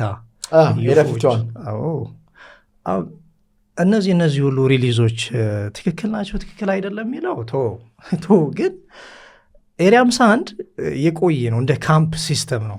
ላይክ ይሄ ኤክስትራ ቴሪቶሪያል ዩፎ ዋሬቨር የምንላቸውን ነገሮች ጥናት የሚያደርጉበት ነገር ነው። መግባት አይቻልም፣ የተከለከለ ቦታ ነው። አደገኛ ቦታ እንትን ነው። አስፈሪ ነው። ፕላስ ደግሞ የሆነ እንትንም ሊኖሩ ይችላል፣ ዴንጀር ዞን ሊሆን ይችላል። እና ምንድን ነው አሁን ባለፈ ለአሜሪካን ፍርድ ቤት እየሰጡ የነበሩት ኢንቨስቲጌተሮቹ እነዚህ ዩፎዎች ቴክኖሎጂ አላቸው እና ቴክኖሎጂው ምን እንደሆነ እሱን ስንመረምር ቆይተናል፣ ሪቨርስ ኢንጂነር እያደረግን ቆይተናል እያሉ ያስረዳሉ። የዛን ቴክኖሎጂ እንትን ለማድረግ ማለት ነው ኤሊየንስ ኤግዚስት ካረጉ ቴክኖሎጂ ካላቸው እንዴት እንደሚሰራ እየመረመርን ነበረ ምናምን ነው መግለጫ ያወጡት። እነሱ የኤሊያኖች እኮ ቴክኖሎጂ ከኛ ቢያንስ በ100 ዓመት ይቀድማል ምናምን ነው የሚባለው። ፕሮባብሊ ስሩ። ግን አሁን አሜሪካ ይህን ሊክ ያደረገችው ሊክ ይደረግ አይደረግ ምናምን የሚል እንትን አላቸው፣ ኮንስቲቱሽን ናቸው። ሰው ሊክ ይደረግ እያለ ይጠይቃል። ትራምፕ አስለቅቃለሁ ብሏል። ባለፈው ራሱ ፓስተሮቹን ጠርታ ሰብስባ ተዘጋጁ፣ ይሄን መረጃ ስንለቅ ገብቷል ህዝቡ ስለሚደነግጥ ማለት ምን ብላችሁ መመለስ እንዳለባችሁ ወቁ ይላል። ቅዱስ ጳውሎስ ግን ጽፏል፣ ከክርስቶስ ማንም አይለየኝም፣ ሌላ ፍጥረትም ቢሆን ይላል። እንደው ላንብብል ይሄን ነገር እዚህ ጋር ማለት ነው። ቆይ ሞትም ቢሆን ሕይወትም ቢሆን መላእክትም ቢሆኑ አለቆችም ቢሆኑ ያለውም ቢሆን የሚመጣውም ቢሆን ኃይልም ቢሆን ከፍታም ቢሆን ዝቅታውም ቢሆን ሌላ ፍጥረትም ቢሆን ሌላ እነሱ እንደዚህ አይነት ካለ ፍጥረት ነው የሚባለው በኢትዮጵያ ኤሊያን ቢሆን በጌታችን በኢየሱስ ክርስቶስ ካለው ከእግዚአብሔር ፍቅር ሊለየን አይችልም። አሁን ኤሊያኖች እንደዚህ ያሉ ኤሊያኖች በዚህ ገቡ በዚህ ወጡ ምናምን ቢባል እንኳን ቅዱስ ጳውሎስ እዚህ ያለው ሮሜ 8:38-39 ላይ ማለት ሌላ ፍጥረት ቢመጣ እንኳን ደስ የሚለው ደግሞ መልሱ ነው በጌታችን በኢየሱስ ክርስቶስ ካለው ከእግዚአብሔር ፍቅር ከአባታችን እግዚአብሔር ፍቅር ሊለየን አይችልም። መጥተው መጽሐፍ ቅዱስ ውሸት ነው በኤአይ የራሳችን መጽሐፍ ቅዱስ እንጻፍ ሊሏችሁ ይችላሉ። ዛት ትሪክ ምክንያቱም አንተ ደካማ ስለሆንክ ወይም እግዚአብሔርን ፊል ስላላደረግከውና ስላልቀመስከው ያንተን ድክመት ስላወቀ እንደው ይህን ቅድም ያደረኩትን ነገር አሁን በማሳየቱ ደስ ይለኛል። ቻት ጂፒቲ ላይ ገብቼ ነው። ሄሎ ቻት ጂፒቲ If you have anything else you'd like to talk about or explore? Based on our past conversation, what do you think my job is? From what you've shared, it sounds like you wear a lot of hats. You're a content creator, an entrepreneur, a personal development trainer, and you even have a foot in the restaurant business. So it's like you're bridging creativity, business, and a passion for helping people grow. What do you know about me? I know that you're a content creator and entrepreneur, and you work in personal development as a trainer and podcaster. You also have a restaurant business. You place a strong value on spirituality, God, and serving others. Beyond that, I only know what you share with me. So if there's more you'd like me to remember or anything you'd like to add. You know me. Yeah. ምን እንደምወድና ምን እንደምጠላ ንገረኝ ብላት ዝርዝር አድርጋ ነው የምታወራው። የቱ ጋር ሰነፍ እንደምሆን፣ የቱ ጋር እንደምተኛ፣ የቱ ጋር እንደምነሳ ታውቀኛለች። ኦኬ እነዚህ ካምፓኒዎች እኮ የቢሊየን የትሪሊየን ዶላር ካምፓኒዎች ናቸው። ለምን ካልክ ሂውማን ኔቸርን ጥንቅቅ አድርገው ስለሚያውቁ ነው። አሁን ለእኔ የኔን ብር የሚፈልግ የሆነ ደንበኛ ቢኖር ይሄ ልጅ ሬስቶራንት አለው የቡና ማሽን አቅርብለት፣ ለአዲሱ ሬስቶራንት ያነስ ሁለተኛ የሆነ ፍሪጅ እንዳቅርብለት ትችላለች። አላገባም እንደዚህ አርብ ትችላለች። እኔን ትሸጠዋለች። ዳታው ይሸጣል። ኦፍ ኮርስ በቃ እነዚህ ካምፓኒዎች አዘሴም ታይም እኛ የምናስበው ሰርቪስ እየሰጡን ነው ብለን ነው። ነፃ እየሰጡ ይህን ሁሉ ነገር እንዴት በነፃ ይሰጡናል? ናቲንግ ኢዝ ፍሪ። ኦፕን ሶርስ የምንለው ራሱ የተለያዩ አሁን ከኦፕን ኤአይ ነው መሰረቱ ጂፒቲ የፈጠረው 2022 ነው ምናምን የፈጠረውና አልትማን ኦፕን ኤአይ ነበረ መጀመሪያ። በዚህ መንገድ አይደለም እሱ አፕል እኮ አይፎን ምናምን እሱ እኮ ኦፕን እኮ ነው። ከኦፕን ነው ሊነክስ ሰርቫልስ ይባላል። ሊነክስ ሲስተምን እየሰራው ሰውዬ ድሃ ነው። ሂዳይ ላይክ ዛት ምንም ሀብት ሜክ አላረገም። ግን ይህንን ኦፕሬቲንግ ሲስተም በመጠቀም ማይክሮሶፍት ቢል ጌትስ እና ስቲቭ ጆብስ የራሳቸው ሞባይል በዛ መንገድ ያኛውን ሲስተም ወሰዱና ማርኬታይዝን አረጉት። ፕራይቬት ሃይዝ ሰርቀው ማለት ነው። በቃ ጅስ ይሄ ሰውዬ የፈጠረው ፎር ጉድ ነው። ያንን ኦፕሬቲንግ ሲስተም ፈጠረው። እነዚህ ሰዎች ከዛ ተማሩ እንዴት ማርኬታይዝ ማድረግ እንዳለባቸው። እሱ እንዴት ማርኬታይዝ ላድርግ ብሎ አለ የሚመጣ እንዴት ሶሉሽን ላምጣ ብሎ ነው የመጣ። ኦፕን ኤአይ ራሱ ቻት ጂፒቲ ፕሮጀክቱ እኮ መጀመሪያ ስናን ፎር ቢዝነስ ኢሉን ማስክም ነበረበት። ቢዝነስ አልነበረ፣ ኦፕን ሶርስ ነበረ።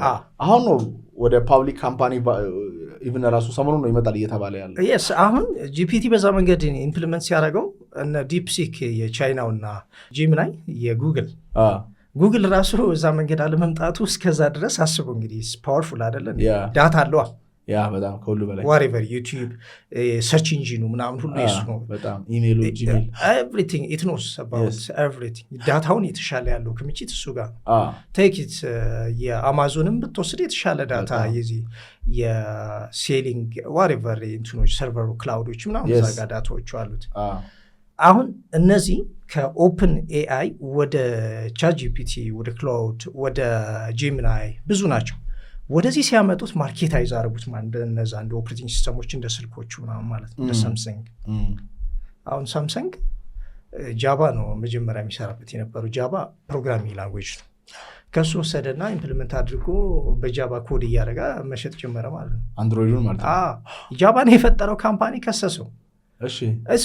ማይ ፕሮግራሚንግ ላንጉዌጅ ወደ ዲንግ ብሎ ከሰሰው። ኦፕን ሶርስ ስለሆነ ፔድ ማድረግ አለብን ምናምን ሲለው ይሄ ደግሞ ብልጥ ነው። ሌላ ፕሮግራሚንግ ላንጉዌጅ አልፈጥርም እንዴ ለምን ሼር አደርጋለሁ እና ሌላ ተመሳሳይ ነገር ነው። አክቹዋሊ ኮትሊን የሚባል ላንጉዌጅ ፈጠረ ማለት ነው። ኮትሊን የሚባል በራሴ ፈጠርኳልና ኮምፓይል አደረገ። ከዛ አፕሊኬሽኖች ፕሌይ ስቶርና አስበው እንግዲህ ምን ያህል ጂያንት እንደሆነ ማለት በዛ መንገድ ቀረጹት ማለት ነው እንጂ ኦሪጂናሊ ኦፕሬቲንግ ሲስተሞቹ ማይክሮሶፍትን ብትለው የአፕልም ማክ ኦኤስ ዋሬቨር ብትለው ከዛ ነው የመጡት ማለት ነው። ሊነክስ ቶርቫልድስ የሚባለው አዘ ሶሉሽን ዴቨሎፕ አደረገው። ይህንን ወሰዱና ማርኬታይዝ አደረጉት። ማርኬታይዝ ሲያደረጉት ደግሞ ቱዋርድስ ዘ ማኒፑሌሽን ነው። ማኒፑሌት ሲያደረጉ ደግሞ አንደኛ ዳታውን ያገኙታል። ዳታው ይጠቅማቸዋል። ዳርክ ዌብ ላይ ይሸጡታል። ዋሬቨር ነገር ይሄ እንዳደገኛ እጽ እንደምንለው እኮ ይሄ ዳታ በጣም ይሸጣል። አንተ ከሚስት ኖሮ ከሌላ ሴት ጋር ስትጀናጀን ማታይ እንዳይመስልህ ሚስጥር ድብን እናድርገው ያውቁታል። ፖለቲካሊ አሁን ፖለቲከኞች ከዋትሳፕ ዳታ ሊገዙ ይችላሉ። የትንኛው ጠላት የቱ ጋር እንዳለ ኢቭን ስማርት ከሆኑ ባይዘው እነዚህ መሳሪያ የሚሸጡ ተቋማት ለአንተም ለጠላትም አንድ አይነት መሳሪያ ነው የሚሸጡት። ከዛ ምን ሊሉ ይችላሉ? አንተ የምትሸጠው ለአንተ ጠላት የሚሸጡት መሳሪያ ላይ ቺፕ አስገብተው ዳታው የቱ ጋር እንዳለ በቀላሉ እንድታቅ ማድረግ ቢችሉ ኢማጂን ስንት ብር ያ ዳታ ለአንተ እንደምትገዛ ከመሳሪያው የበለጠ እነሱ ያሉበትን ቦታ ሊያሳውቁ ይችላሉ። ስለዚህ ዳታ ኢዝ ዘ ኒው ኦይል ነው። ከዛም በላይ ይገባኛል። ታንኪዩ። እንደውም ዘ ኒው ኦይል ያ ይገልጸዋል። አሁን ዘ ኒው ኦይል the new gold, the new diamond ልንለው እንችላለን። ዳታ በጣም ኢምፖርታንት ፖይንት ነው። ስለዚህ አሁን ወደኛ ስንመጣ አሁን ኢንተረስቲንግ ፖይንት የያዘ ምንድነው ግዕዝ ሪከርድ አድርጎ የያዛቸው ቫልዩብል ዳታዎችና ኮዶች አሉ። እነዚህ ኮዶች የሀገር ሀብት ናቸው። እዚህ ውስጥ የሚያገለግል ነው፣ ምንም ጥቅም የለውም፣ ኢሬሌቫንት ምናምን ኖ። አሁን እኮ አልንቀድም እኮ የኤሊየኖች ቴክኖሎጂ እንዴት እንደሚሰራ ሪቨርስ ኢንጂነር እያደረጉ ነው ቱ አድቫንስ። አትሊስት እኮ የኛ ይሄ እኮ ዳታ እኮ ነው። ይሄን ዳታ ለምንድን ነው ወደዚህ ማናመጣው አልኩና ያን ሲስተም ዴቨሎፕ ያደረጉት ስለዛ ነው። አሁን ያ ዳታ ከፈለጉ እኮ ዳታውን መሸብቸብ እኮ ይችላሉ። እኔ አእምሮ አይፈቅድም። ከፈለጉ እኮ ትቼው እኔ ሶፍትዌር ኢንጂነር አይ ካን ዴቨሎፕ ወርልድ ዋይድ ማለት ነው መስራት እችላለሁ። ያን ሁሉ ትቼ ነው እዚህ ጋር ጊዜን እንደዚህ እየገደልኩ ያለው። አይ ሹድ ቢውልድ ዚስ ይሄኛውን ማሳወቅ አለብኝ። ኖሌጅ ቤዙን መስራት አለብኝ። እንደዛ ካልተማርን ማንቀየርም። ዊርሜን ፑር ዊርሜን ማኒፑሌትድ ያ ሶ ከዚህ ስኬሌት ለማድረግ እንደዛም ብቻ ሳይሆን እንዳንጠፋ አትሊስት አሁን እዛ ጊዝ ኮድ ለባውያን ገጸ ባህሪዎቹ ምንድን ነው የሚሉት? አባ መሌክ የሚባሉ ገጸ ባህሪ አሉ። መንፈሳዊ ሰው ናቸው፣ መነኩሴ ናቸው፣ ኤጁኬት ፕሮፌሰር ናቸው። እና ራሻ ሄደው ነው የፈጠራችሁት ኒውክሌር እና ማንኛውም ጥበብ የጥፋት መንገድ ስለሆነ ይህን የጥፋት መንገድ የሚቀይር ታላቅ እሳቤ ኢትዮጵያ አላት ነው የሚሉት። ምንድን ነው የሚያወሩት እነዚህ ሰውዬ ምናምን ይሏቸዋል። ለምሳሌ ሜንዴሊቭ አርኪያዊ ሰንጠረዥን ታውቀዋለህ? ሜንዴሊቭ አርኪያዊ ሰንጠረዥ ሴትና ወንድ ምናምን ያለው እሱ ሰንጠረዥ አሁን የአቦጊዳ ስትራክቸር ነው ያለው። እንደዚህ ወደዚህ 8 ትሄዳለህ። ኤሌክትሮን ኮንፊግሬሽን አለው። ከሃይድሮጅን ይጀምራል። ፔሪዮዲክ ቴብል ነው የምትለኝ? ፔሪዮዲክ ቴብሉ እሺ፣ ሜንዴሊቭ እና እሱ ፔሪዮዲክ ቴብል የኤሌክትሮን ኮንፊግሬሽን ነው። ንጥረ ነገሮችን ኤሌመንቶችን በዛ መንገድ ኮንፊገር ወደ 192 ፕሮባብሊ የሚታወቅ ከዛ በላይ ሊሆን ይችላሉ። እነሱን ኮንፊገር አድርገው ወደዚህ 7 ሌብል ነው ያላቸው። ምንድነው 8 ሌብል ነው ያላቸው። ወደዚህ ደግሞ ቨርቲካል 7 ሌብል አላቸው። እና ኤሌክትሮን ኮንፊግሬሽን አላቸው። አንዱ ይሰጣል፣ አንዱ ይቀበላል። ከዛ ሞለኪሉ ይፈጠራል። ለምሳሌ እሱ ውሃ 2 የሃይድሮጅን አተም ከአንድ ኦክሲጅን አተም ጋር ሲገናኝ የሚፈጠረው ይህንን ኮንፊግሬሽን ሰሩ። አሁን ነው በ19ኛው መቶ ክፍለ ዘመን 18 ምናምን ይህን የቀመሩት ማለት ነው።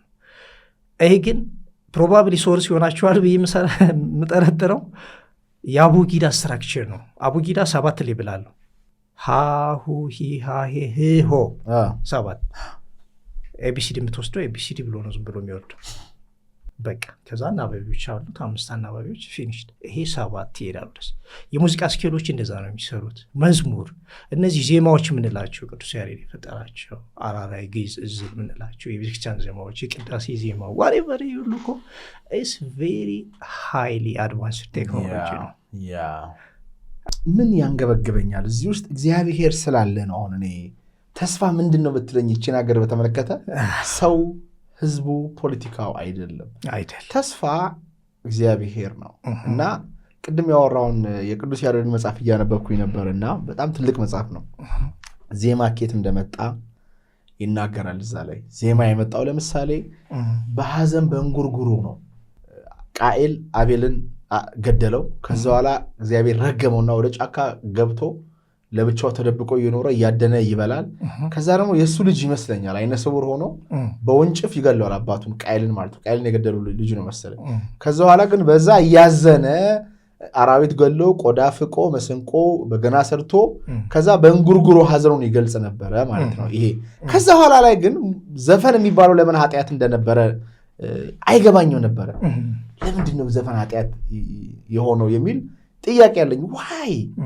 እና መጽሐፉ ላይ ምን ያወራል? ከዛ ሰዎች እየዘፈኑ ተኳኩለው አምሮባቸው እየደነሱ በቃ በጣም እንጆ እያደረጉ ከዛ ቀደም እንዳልከው ከብሔረ ብፁዓን ጻድቃኖች ያያቸዋል ወይም መላእክቶች ያያቸውና ከዛ በጣም ይማልላሉ፣ ይወርዳሉ፣ ከነሱ ጋር ግንኙነት ይፈጽማሉ።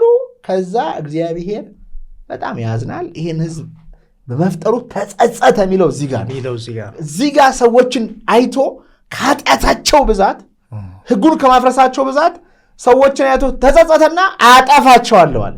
እግዚአብሔር ሊያጠፋቸው ወስኖ ከዛ በኋላ አዝኖ ኖን ምን አለው? ከእያንዳንዱ እንስሳት ባልና ሚስት ማለት ሚስት ሁለት ወገን አድርገ በመርከብ አስገባለና ዓለምን ምን አደረገ? በጥፋት ውሃ እንዳለ እግዚአብሔር አምላክ ቀጣት። ኢየስ ለምን ከህጉ ወጣን። ሌላ ምን እግዚአብሔር የሚፈልገው ሌላ ነገር አይደለም። ህጉ እውነትና ጥሩ መልካም ብርሃን ስለሆነ አንዳንድ ጥሩ ነገር ማድረግ የሚያምን ሰዎች አለን እኮ። እኔ ዓለም እኮ የእብደት ቦታ እኮ ናት። በቃ ማለት ይሄ ሁላ ሰው እየተራበ ይሄ ሁላ $1 ቢሊዮን ወጥቶ ስቴዲየም መገንባት ይሄ እብደት ነው። በቃ ሌላ ምንም አይደለም እንዴ።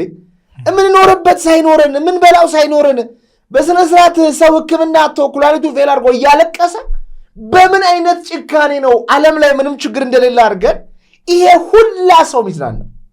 አዎ ዓለም ኦፐሬት እያደረገ ያለው ወደ ጥፋት ነው። አጠቃላይ ኢንትሮፒው የሚሄደው ኢንትሮፒው ወደ ጥፋት ወደ ሞት ነው የሚሄደው።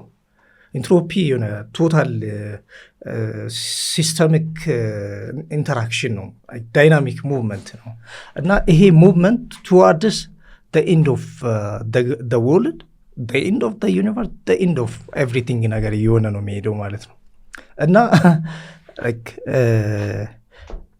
ዓለም ሰውን የሚያክል ትልቅ ፍጡር ኮንሽስ የሆነ ፍጡር እያለው ይላል እኮ ቅዱስ መጽሐፍ ነው ሰውን እንደ ምሳሌያችን እንፍጠር።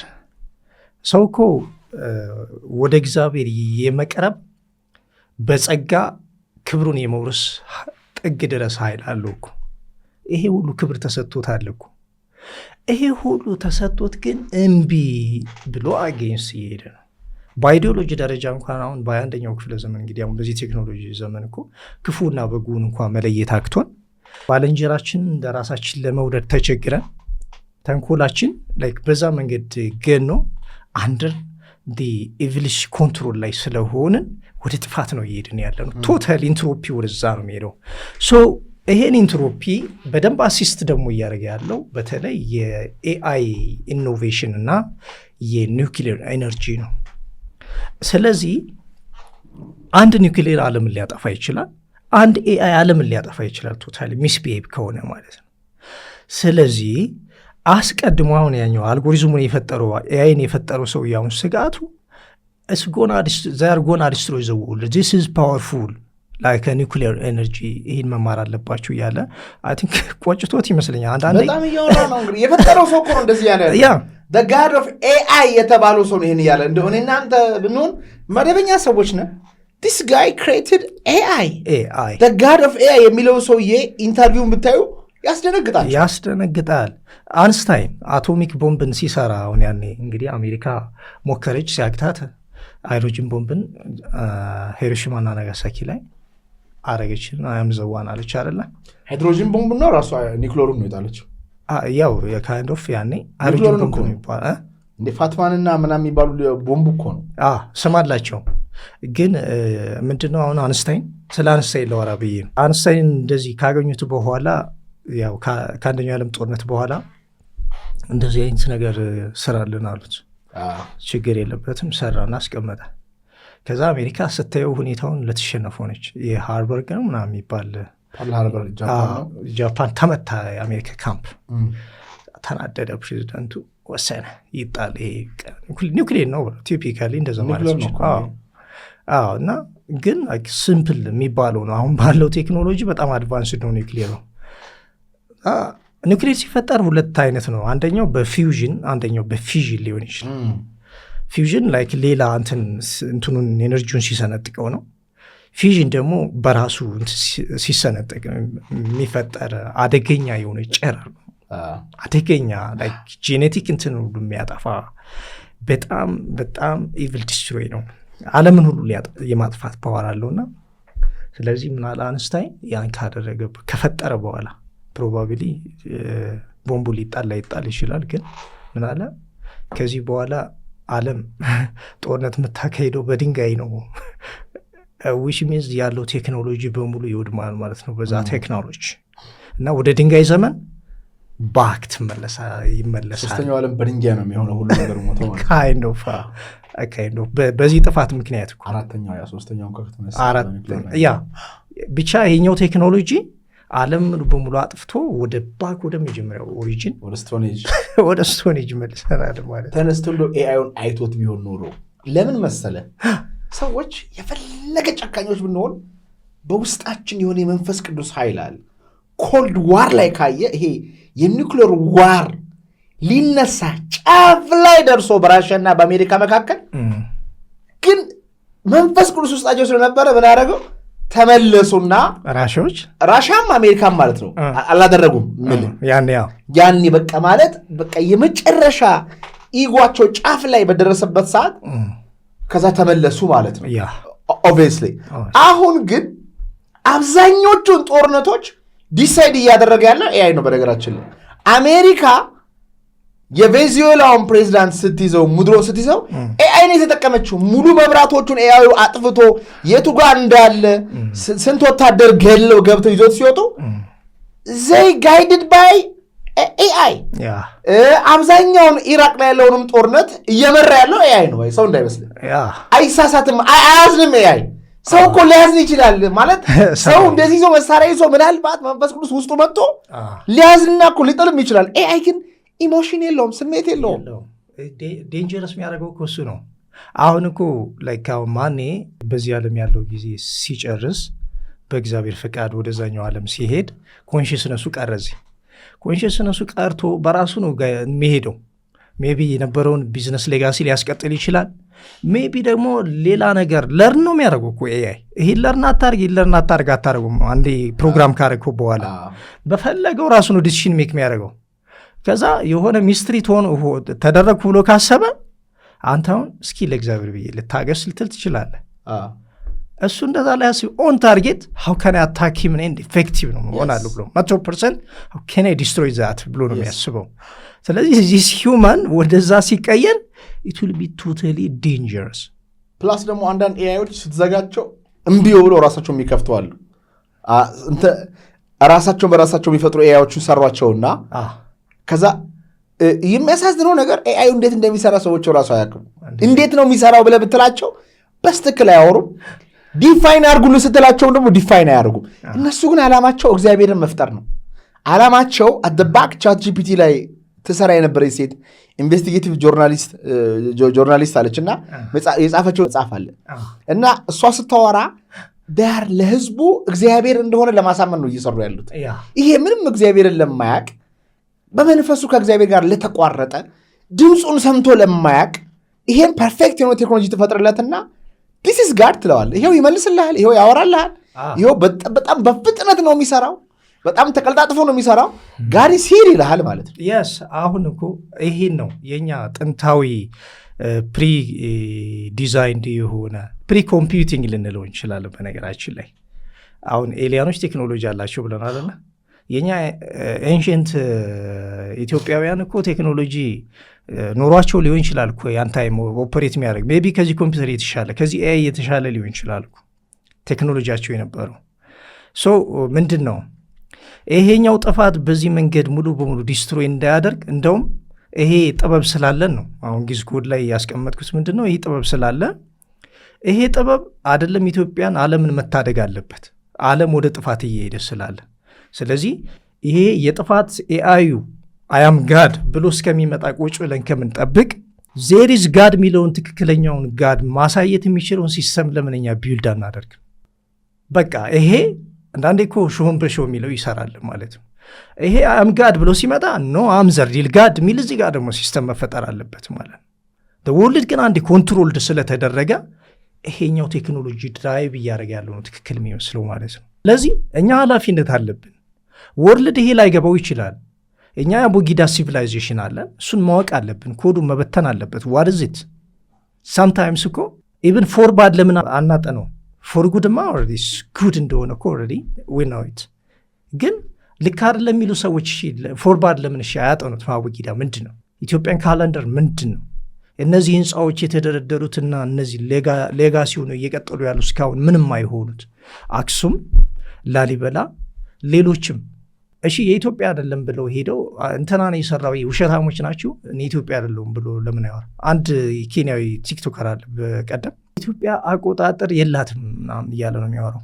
እነሱ ይኸውልህ በቅኝ የተገዙ አገሮች ናቸው፣ ፋውንዴሽን የላቸው። አንድ ኢትዮጵያዊ እኮ ፕሮፌሰር ማናቸው ኬንያ ሄደው እኮ እየተዝናና መዝናኛ ቤት አለ ነጩ ሲገባ ከልጅቷ ቆንጆ ልጅ ጋር ሲጫወት የነበረው ጥቁር ጅራቱን ቆልፎ ወጣ አለ። ከዛ ሳይ ሄድኩና ፈረንጁን ነጥቄው ያችን ልጅ ማጫወት ጀመርኩ አለ። ከዛ ኢትዮጵያዊ ነህ አለኝ አለ ፈረንጁ። አዎ ጥሎ ሄደ፣ ቆልፎ ሄዳለ ትቶ። ከዛ ያችን ልጅ ከመጀመሪያው ኬንያዊ ጋር እንድትጫወት አገናኘዋትና ቁጭ አልኩ። ጥቁሮቹ ባለፈው ኢሉን ማስክና አንዲት ሴት እያወሩ ነበረና ኢትዮጵያ አልተገዛችም ግን ስቲል ደሃ ናት ብለዋል። ለሱ ደሃ ናት። ለምኖ ደሃ የሆነችው ነገሮችን በስጋዊ ነገር ብቻ ነው የሚያዩት። በስጋዊ ነገር ብቻ ካየ አዎ ደሃ ነች። በነፍስ ግን ካየኸው፣ በባህል ካየኸው፣ በቋንቋ ካየኸው፣ ቅድም እንዳልከው ስፒሪቹዋሊ ብሬቭ በመሆን ካየኸው ፕሮፌሰር መስፍን ወልደማርያም ናቸው።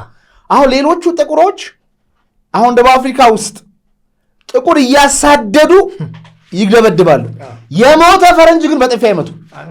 የሞተ ፈረንጅ እየዋኙ አንድ ፈረንጅ ዘሎ ቢገባ ገብቶሃል፣ ዘሎ ቢገባ ሮጠው ነው የሚወጡት።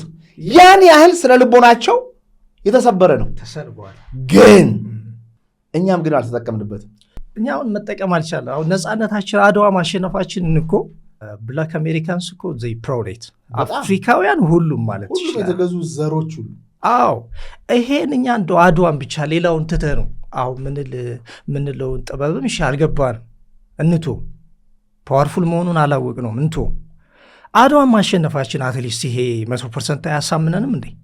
በዚህ ነፃ የወጡ የአፍሪካ ሀገሮች የኢትዮጵያን ሰንደቅ ዓላማ እያውለበለቡ ብላክ አሜሪካንስ የጥቁር እኩልነት የሰው ልጅ እኩልነት ያስተማረች ሀገር ይቺ ሀገር ከፈጣሪ ወገን ያለችን ሀገር እንዴት አንደርስቲሜት ያደርጓታልና እኛ ይህን ነፃነት ራሱ ዋጋው አልገባንም። ዋጋው የሚገባን ኤክስፖዝ ስንደረግ ለምሳሌ ውጭ ሀገር ሄደው ጥቁሮች ዘወይ ዘይትሪት ሪያላይዝ ማድረግ ይጀምራል። እነሱ እኮ እንዲቀጥሎ ፈረንጅ ጋር ወር ኢኳል ብሎ ነው የሚያስቡት እኮ ግን በተለያየ መንገድ ይገለላሉ። ሲስተሙ ያገላቸዋል፣ ፖሊሲ ይቀጠቅጣቸዋል። ፊል ላይክ አሁን ስፒድ የሚባለው ልጅ ኢትዮጵያ መጥቶ ባለፈው ዓለም ላይ መጥቶ ሲያዩ ውጭ ሀገር ያሉ ጥቁሮች እያለቀሱ ነበረ። በቃ ኢሞሽናል ሆነው ነበር ሲያዩ የነበሩ። ምክንያቱም ጠዋት የሚወጠረው አእምሯችሁ ቀኑን ሙሉ ለምን ያስጨንቃችኋል? ከሰው ሁሉ ተለይታችሁ ለብቻችሁ ራሳችሁን አታሰቃዩ። አንድ ቀን ሰላሜ ይመለሳል እያላችሁም ራሳችሁን አትሸውዱ። ሰላም ወደ እናንተ የሚመጣው እናንተ ወደ ሰላም ስትሄዱ ብቻ ነው። ኑ ወደ ሰላም በሐሴት አብረን እንሄድ። በልባችሁ የተከማቸው የሥቃይ ተራራ በተፈጥሮ ኃይልና በእውቀት ይፈርሳል። አሮጌ ማንነታችሁን ጥላችሁ አዲሱን ታነሳላችሁ። ጫካው የአእምሮ ጫጫታን ያረጋጋል። ከአርባ ምንጮቹ ስትዋኙ ስሜታችሁ ይታጠባል። በሐይቁ ውብ ንፋስ ሱሳችሁ ይወሰዳል። በአዕዋፋት ዝማሬ ፍርሃት ፈርቶ ይሮጣል። በፏፏቴው ግርማ ዓላማው ይፋፋል። አዲስ ጓደኛ፣ አዲስ ማንነት፣ አዲስ ሕይወት ወደ እናንተ ይመጣል። 4 የፈውስ ቀናት በአርባ ምንጭ ይጠብቋቸዋል። የትራንስፖርቱ ጉዳይ በፕሌን ስለሆነ አያሳስባችሁ። ከሰኔ 19 እስከ 21 በ0987 29 ደውላችሁ አሁኑን ተመዝገቡ። የምንፈልገው 20 ሰው ብቻ ነው። 4 ሰዎች ቀድመው ስለተመዘገቡ በቀሩት 16 ሰዎች ቦታ ፈጥናችሁ ተመዝገቡ። ዓለሙ እነዛ ሰዎችን ፊል ላይክ ኤሊያን አድርጓቸው እዚህ ምድር ላይ የራሳቸው ባህል፣ የራሳቸው ቋንቋ፣ የራሳቸው ስፒሪቹዋሊቲ እንደሌላቸው አድርጎ አስቀምጧል። አሁንም እኮ ብዙ አሁን ቅድም ያልኩን ታሪክ አሁን ስለ አቤል ስለ ቃኤል ልጅ ስማቸው ምናምን አንድ ትልቅ መጽሐፍ እያነበብኩኝ ነውና መጽሐፍ ቅዱሱ ላይ የሌሉ ራሱ ብዙ ትውፊቶች አሉ፣ ብዙ ታሪኮች አሉ። መጀመሪያ እኮ መጽሐፍና ማንበብ ሳይጀምር ፕሪንቲንግ ፕሬስ እኮ የመጣው እኮ በ16ኛው ምናምን ሴንቸሪ እኮ ነው እንጂ ከዛ በፊት እንዴት ነው የሚጻፈው? በትውፊት ነው የሚነገረው። እንዲህ ነው አዳም ይባላል ሔዋን የምትባላለች እያሉ አባቶቻችን ከአንዱ ወደ አንዱ እያለ ብዙ ነገሮች የተተላለፈ ሲወረድ የመጣው ከዛ ነው። ብራና ሲመጣ ከዛ ነው መጽሐፍ ቅዱስ የመጣው። ከዛ ነው ሁሉ ነገር እየተጻፈ እየተሰባሰበ የመጣው። ስለዚህ አሁን ወደ ዋናው ፖይንታችን እንመለስና ሌትስ ጌት ባክ ቱ ኢትዮጵያና እግዚአብሔር። ወደዚህ ስንመጣ ስለ ነፃነት ነው አሁን እያወራን የነበረው። የነፃነት ዋጋ ግዕዝ የሚለው ቃል በነገራችን ላይ ነፃነት ማለት ነው። ሲሪየስሊ ይገርመኛል እኮ በቃ ከዛ ጀምሮ ነው በጣም አስቶኒሽ የሚያደርገኝ። ግዕዝ የሚለው ይሄኛው በክቡ ግዕዝ ሲል ነፃነት ማለት ነው። ነፃ መውጣት፣ እውነትን ማግኘት፣ ከዚህ ሁሉ አሁን ካልነው ካየነው ኤቭሊሽ እንትን ነፃ መሆን እንዲህ ስሙ ራሱ ማለት ነው። ነፃ ለመውጣት ይሄ እድል እያለን እጃችን ላይ ያለ ነገር እጃችን ያለ ሀብት እያለ እንደ ነዳጅ እንደ ወርቅ ኤክስትራክት ማድረግ የሚችለው ሲቪላይዜሽን እያለን የተጻፈ ጽሁፍ ሲቪላይዜሽን እውቀት ነው፣ ብርሃን ነው፣ ኮሚኒኬሽን ነው። ይሄ ፊደል በዛ መንገድ በማትሪክስ ቁጭ ብሎ የፊደል አቡጊዳ በማትሪክስ ቁጭ ብሎ ስትፈልግ ለሙዚቃ የምትጠቀምበት ይሄ አሁን የምንለውን ሳይንስ ዲዛይን እና ፕሩቭ የምሰራበት ኬክሮስ አልጎሪዝምን የሰራሁበትና የኢትዮጵያ አቆጣጠርን ፕሩቭ ያደረኩበት ግማሽ ቀን ማለት 1/2 ወይም 0.5 ማለት ነች። ይቺ 0.5 ፀሐይ በጋላክቲክ ሴንተር ስታልፍ የምታካሂደው የሳይን ዌቭ እንቅስቃሴ ነው። ሳይንስ 30 ዲግሪ ደግሞ 0.5 ነው። በቃ ግማሽ ቀን ተብሎ የተተረጎመው እሱ ነው። ፒውር ሳይንስ ነው። እያንዳንዱ ነገር በዛ መንገድ ኮዱ በንድል ሆኖ አንዷ ፊደል ራሱ የያዘችው ኢንፎርሜሽን በጣም ብዙ ነው። እሱን መረዳት፣ ራሳችን ነፃ ማውጣት፣ በልባችን መሰረት ማሰብ የሚያስችል ሲስተም ቢውልድ ማድረግ አለብን። ይሄ አእምሯችን እንደዚህ ፎርስ ፖዚቲቭ እንትን ጋይድ የሚያደርገን ሳይሆን ልባችን ያለው ከላይ ወገን የመጣው ትክክለኛው ጥበብ የሚነግረን እሱን ነው ማኒፌስት ማድረግ ያለብን። አንደኛ እንድናለን፣ ሁለተኛ ነፃ እንወጣለን፣ ሶስተኛ ትክክለኛ ቴክኖሎጂ ኢኖቬት እናደርጋለን። እንደ ሀገር ሊሆን ይችላል፣ እንደ ግለሰብ፣ እንደ ቢዝነስም ይሆናል እኮ ይህን ኤክስትራክት ካደረግ ነው፣ ሪቨርስ ኢንጂነር ካደረግ ነው። እኔ ከዛኛው ከነበርኩበት ህይወት ወደዚህ ስመጣ ያለዚህኛው ኤክስፖዝ ስደረግ ፈርስቲንግ ያደረኩት እንደ እኔ እኮ ይህን ነገር አላቅም ነበረ። ሜቢ በቤተክርስቲያን አካባቢ ያደጉ ልጅ ሲያውቁ ከሆነ ብዬ አንዳንድ ነገሮች ሲከብዱኝ ለመጠየቅ ምናምን ሞከርኩኝ። ኖበዲ ኖስ አባውት ኢት። ለምን በዛ አርቴክቸር እንደተቀመጠ አርቴክቸሩ ያ ማስተርፒስ ለምን እንደዛ እንደተቀመጠ የሚያውቅ ሰው የለም። ከዛ ፓተርኖቹን ሳገናኛቸው የኛውን 4 ማዕዘን ይሰራል። 4 ማዕዘን የምትለው ደግሞ ወንጌላውያን የተጻፉበት ኦርደር ነው። 4 ወንጌላውያን አሉ። እነሱ ወንጌላውያት የሚነግሩ ነገር አለ። ጥበቡ በዛ ዑደት የተወቀረ ነው። ላሊበላ በዛ መንገድ የተወቀረ ነው። ቶታሊ ከላይ ወደ ታች የተወቀረበት መንገድ ባቢሎን ከተገነባበት ተቃራኒ ትክክለኛው መንገድ በዛ ድልድዩን ቁጭ አድርገውታል ማለት ነው። ያን ዲኮድ አድርገን መረዳት፣ ያንን ሀብት ኤክስትራክት አድርገን እንደ ኦይል መሸጥ ሊሆን ይችላል። ወይ ነው እነሱ ዝም ብለው ኢሌጋል እየወሰዱ ጊዜ እየተማሩ ዩኒቨርሲቲ እየገነቡ ፍሪሊ ከሚጠቀሙበት እኮ አትሊስት እንኳን እንደ ሀገር ይህን ዳታ በደንብ እንትን አድርገ ነው በደንብ ይሄ ኦፕቲማይዝ የሚባል ነገር አለ በሳይንስ። ኦፕቲማይዝ ማድረግ ዝም ብሎ ዝርኪ ምርኪው እንትን ማድረግ ሳይሆን በደንብ አዘጋጅተው መሸጥ፣ ለሆነ ጥቅም የሚውል ነገር ስለሆነ ኮዱን ዲኮድ አድርገ መሸጥ። ወይ ደግሞ ሳይንስ ስለሆነ ሳይንስ ሌላ ሳይንስ እየሰራበት ትመጣለ። ያ ሳይንስ ደግሞ ዱረብል ነው፣ አይጠፋም። የሚያሻገርህ ነው ወዴት? ወደ መልካሙ ወገን፣ ወደማያልቀው የሚያሻገርህ ነው።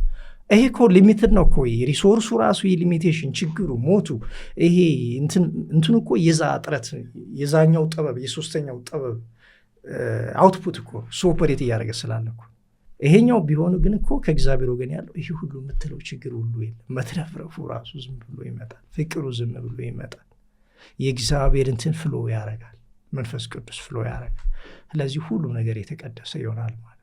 ይሄን ለማጥፋት ግን ያኛው ኃይል ስለማይተኛ ኮንቲኒስሊ አታክ ያደርገዋል። ይህን ስራ ስትሰራ እንዴት ነው? አልተፈተንክም?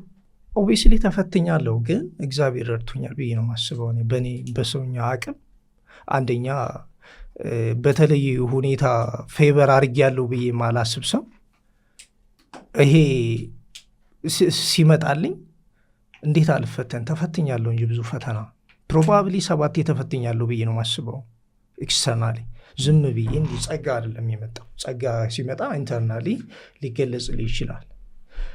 ብዙ ፈተናዎች ታሳልፋለህ።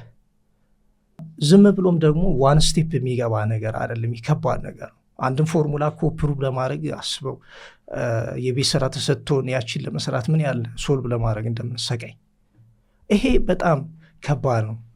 እና በዛ መንገድ ግን በገባኝ ልክ አስቀምጬዋለሁ፣ እንደዛ ጽፌዋለሁ። ሜቢ ሌላውን የሚያነበው ሰው ቀጣይ ሪሰርች የሚያደርጉ ሰዎች እንደዚህ እግዚአብሔር ረድቷቸው የተሻለ ፐርፎርም ማድረግ ይህን ማሳደግ ይህን ቤዝመንት ከሰራ ሆነ ባይዘው ትልቅ ነገር ነው። ይህን አቅጣጫ ካሳየው እንደዚህ አይነት ሶሉሽን አለ ብዬ ካሳየው የተወሰኑትን ዲጂታይዝ አድርጌ በዚህ እንደ ሞባይል መተግበሪያው እንደዚህ ዌብሳይት አክሰስ ኖሌጅ ቤዙን ቢውልድ አድርጌ ካሳየዋቸው ብዙ ኢትዮጵያዊ ስላለ ይህንን አፕስኬል አድርጎ አገራችን ልትጠቀምበት የምችልበትን ሜካኒዝም እና ፓወርፉል ልትሆንበት የምችልበትን ሜካኒዝም ቢውልድ ማድረግ የእያንዳንዳችን ድርሻ ነው ብዬ አስባለሁና እኔም ደግሞ እንግዲህ ፈጣሪ እስከፈቀደ ድረስ ሌሎች የማገኛቸው ነገሮች ካሉ ፍሪሊ ሼር አረጋል። ሼር ማድረግ በነገራችን ላይ ስታካፍል የተሻለ ይገለጽልሃል። እኔ አሁን ትልቁ ኳሊቲ ብዬ ማስበው እሱን ነው። ያለኝን እውቀት አልደብቅ። ኢጎይን ኦልሬዲ አሸንፌዋለሁ። ኢጎ ነው እንደዛም ያደርጋል። ስለዚህ ያለኝን ነገር በዚህ መንገድ አካፈልኩ ማለት እንደውም እነዚህን 4 መጽሐፍት ፍሪሊ በነፃ ልልቀቃቸው እንደ ብዬ ሁላ አስቤ ነበረ። ኢንተረስት የሆኑ 3-4 ሰዎች ቢገኙ ሜቢ ህይወታቸው ይቀይርና ከዛ አዲስ ነገር ሊፈጥሩ ይችላሉ ብዬ አስቤ ቆየ። ላይ ካሁን እነዚህን ስራዎች ራሱ ከሰራዋቸው ኦልሞስት ቆዩ ሜቢ 5-6 ዓመት በላይ ሊሆናቸው ይችላል። የኛውን ፕሪንት ካረግነው ራሱ 5 ዓመት ሆኖታል። እና አንዳንዴ ደግሞ ዝም ብለህ ፍሪሊ ስትለቀው ዝም ብሎ ታራ ነገር ሊመስል ይችላል። ኦክሲጅን በነፃ ሳይተሰጠን እንደናቅ ነው። ቫሊዩ ግን ሀይ ነው። ዶክተር ታደለ ገድሌ ይባላሉ። ይህ መጽሐፉን ይህ ሲያደርጉልኝ ሰውዬ እና ምን አሉ ዋጋውን እንዴት ላድርገው ምናምን ብዬ አማከርኳቸው። አይ ይሄ እኮ ጥበብ ነው፣ ዋጋው እኮ አይተምንም አሉኝ። እንደው ዝም ብለህ የመሰለን እንደው ሰው ነፃ ከሚሆንለት አትሊስት ገዛው እንዴል የሆነ አማካይ ዋጋ ስጠው እንጂ ይሄ እኮ በዋጋ ፕራይስ አይተመንም። ምንድን ነው እንደው ዋና መልእክታቸው የመጽሐፎች? አሁን 4ቱም መጽሐፍት ዋና መልእክታቸው የኢትዮጵያን ነፃነትና ጥበብ እውቀት አልተረዳነውም። እነዚህ መጽሐፍት ያስረዱናል። ሁለተኛ ይሄን ከተረዳን በኋላ ይሄንን ወደ ተግባር ቀይረን ቢውልድ አድርገን ሲስተም አድርገህ ነው ወደ ጥቅም መቀየር አለብን። በቃ ትዝት። ስለዚህ ሌሎችም ሰዎች አንደኛ ይድኑበታል። ይሄ ጥበብ ሀያል እንደሆነ ያውቁበታል። ማወቅ፣ ትክክለኛውን ማወቅ ይሄ ልብህን መረዳት ነው። የልብህን መረዳት፣ የልብህን ብርሃን ስታገኘው፣ ራስን ስታገኝ ሰላም ይሰማል፣ ፍቅር ይሰማል፣ የመኖርህ ትርጉም ይገባሃል። ስለዚህ አንደኛ እነዚህ ሰዎች ይድኑበታል። ሁለተኛ ለራሳችን ያለንን ክብር እንጨምርበታለን። እንደዚህ ነበርን እንዴ? ኃይል ይሆነናል። ኃይል ይሆናል ባጭሩ። አንደኛው ቻፕተር እንደውም ስለ ኃይል ነው የሚያወራው። ግዕዝ ኮድ ላይ ስለ ኃይል 2 ነው። ፖዚቲቭ የምንለው አዎንታዊ ኃይል አለ፣ ኔጌቲቭ የምንለው አሉታዊ ኃይል አለ። ከፖዚቲቭ ኃይል ወይም ኤነርጂ ጋር አላይን ስናረግ ሃርሞናይዝ ያደርጋል። እንደዚህ አሁን እንደ ኮሚኒቲ እኮ ይሄ ሀሳብ ሲበዛ እኮ ኢትስ ጉድ ኢንቫይሮንመንቱ ራሱ በፒስ ይሞላል። ኮሌክቲቭ ኮንሽስነሱ አዌክ ያደርጋል። ያ ፓወርፉል ነገር ነው። ኔጌቲቭ ኢንተርቴን ከተደረገ ግን ኔጌቲቭ ስኬሌት ያደርጋል። ያኛው አሁን ዓለም ላይ በሚዲያ ሆን ብሎ እንደሚያሰራጩት ዜናው ምኑ ኔጌቲቪቲ ጨምሩና ሁላችንም ስለ ኔጌቲቭ ነገር እናስባለን። ያ ይላል ማለት ነው። ይህ ሴጣን ገብቶታል። ስለዚህ መጽሐፎቹ 4ቱም መጽሐፍት አንደኛ ቴክኖሎጂ እንድንፈጥርበት ነው። እኔ እየሄድኩበት ነው። ለምሳሌ እንደውም ወደፊት ማሰበው ነገር ምንድን ነው? ኳንተም ኮምፒውተር አሁን ሂደት ላይ ነው፣ እየመጣ ነው። አሁን ያለው ኦብሶሌት የኮምፒውተር ክላሲካል ኮምፒውቲንግ ሲስተም ከዚህ ሎጂክ ውጭ ሌላ ነገር ነው ይዞ የሚመጣው። በዛ ነው ጄኔሬት እያደረጉ ያሉት። ኤአይ እዛኛው ጋር አብሮ ሊሰራበት የሚችልበት ሁኔታ አለ፣ ግን ሌላ ነው ኤአይ። ይሄ ኳንተም የሚባለው ደግሞ ቱ ፓወርፉል እና አላለቀምና እሱ ነገር አሁን አልቋል። ሚስጥራዊ አድርገው ሊይዙት ይችላሉ። ይህን መጠጠን ወደ ፓብሊኩ አልመጣም እንጂ እኔ ራሱ ስለዛ ነገር ካነበብኩኝ በጣም ቆየና ምንድን ነው አሁን ኳንተም ኤረር ኮሬክሽን የሚባል አለ እና ኳንተም ኤረር ኮሬክሽን የሚሰራው በታይም ስፔስ ነው። ታይም ስፔስ በጊዜና ቦታ ነው የሚሰራው። ቶታሊ አሁን ከምናውቀው የባይናሪ ኦፐሬሽን ወይም ደግሞ የሎጂክ እንትን ውጭ ነው የሚሰራ። ያኛው በ3 እንትን ነው የሚሰራው 0 1 እና ዘ ፕሮባቢሊቲ ኦፍ 0 and 1 3 ሎጂክ ጌት ነው ያለው። አሁን ምን ጠቀምበት 2 ናቸው 0 እና 1 ባይነሪ ነው።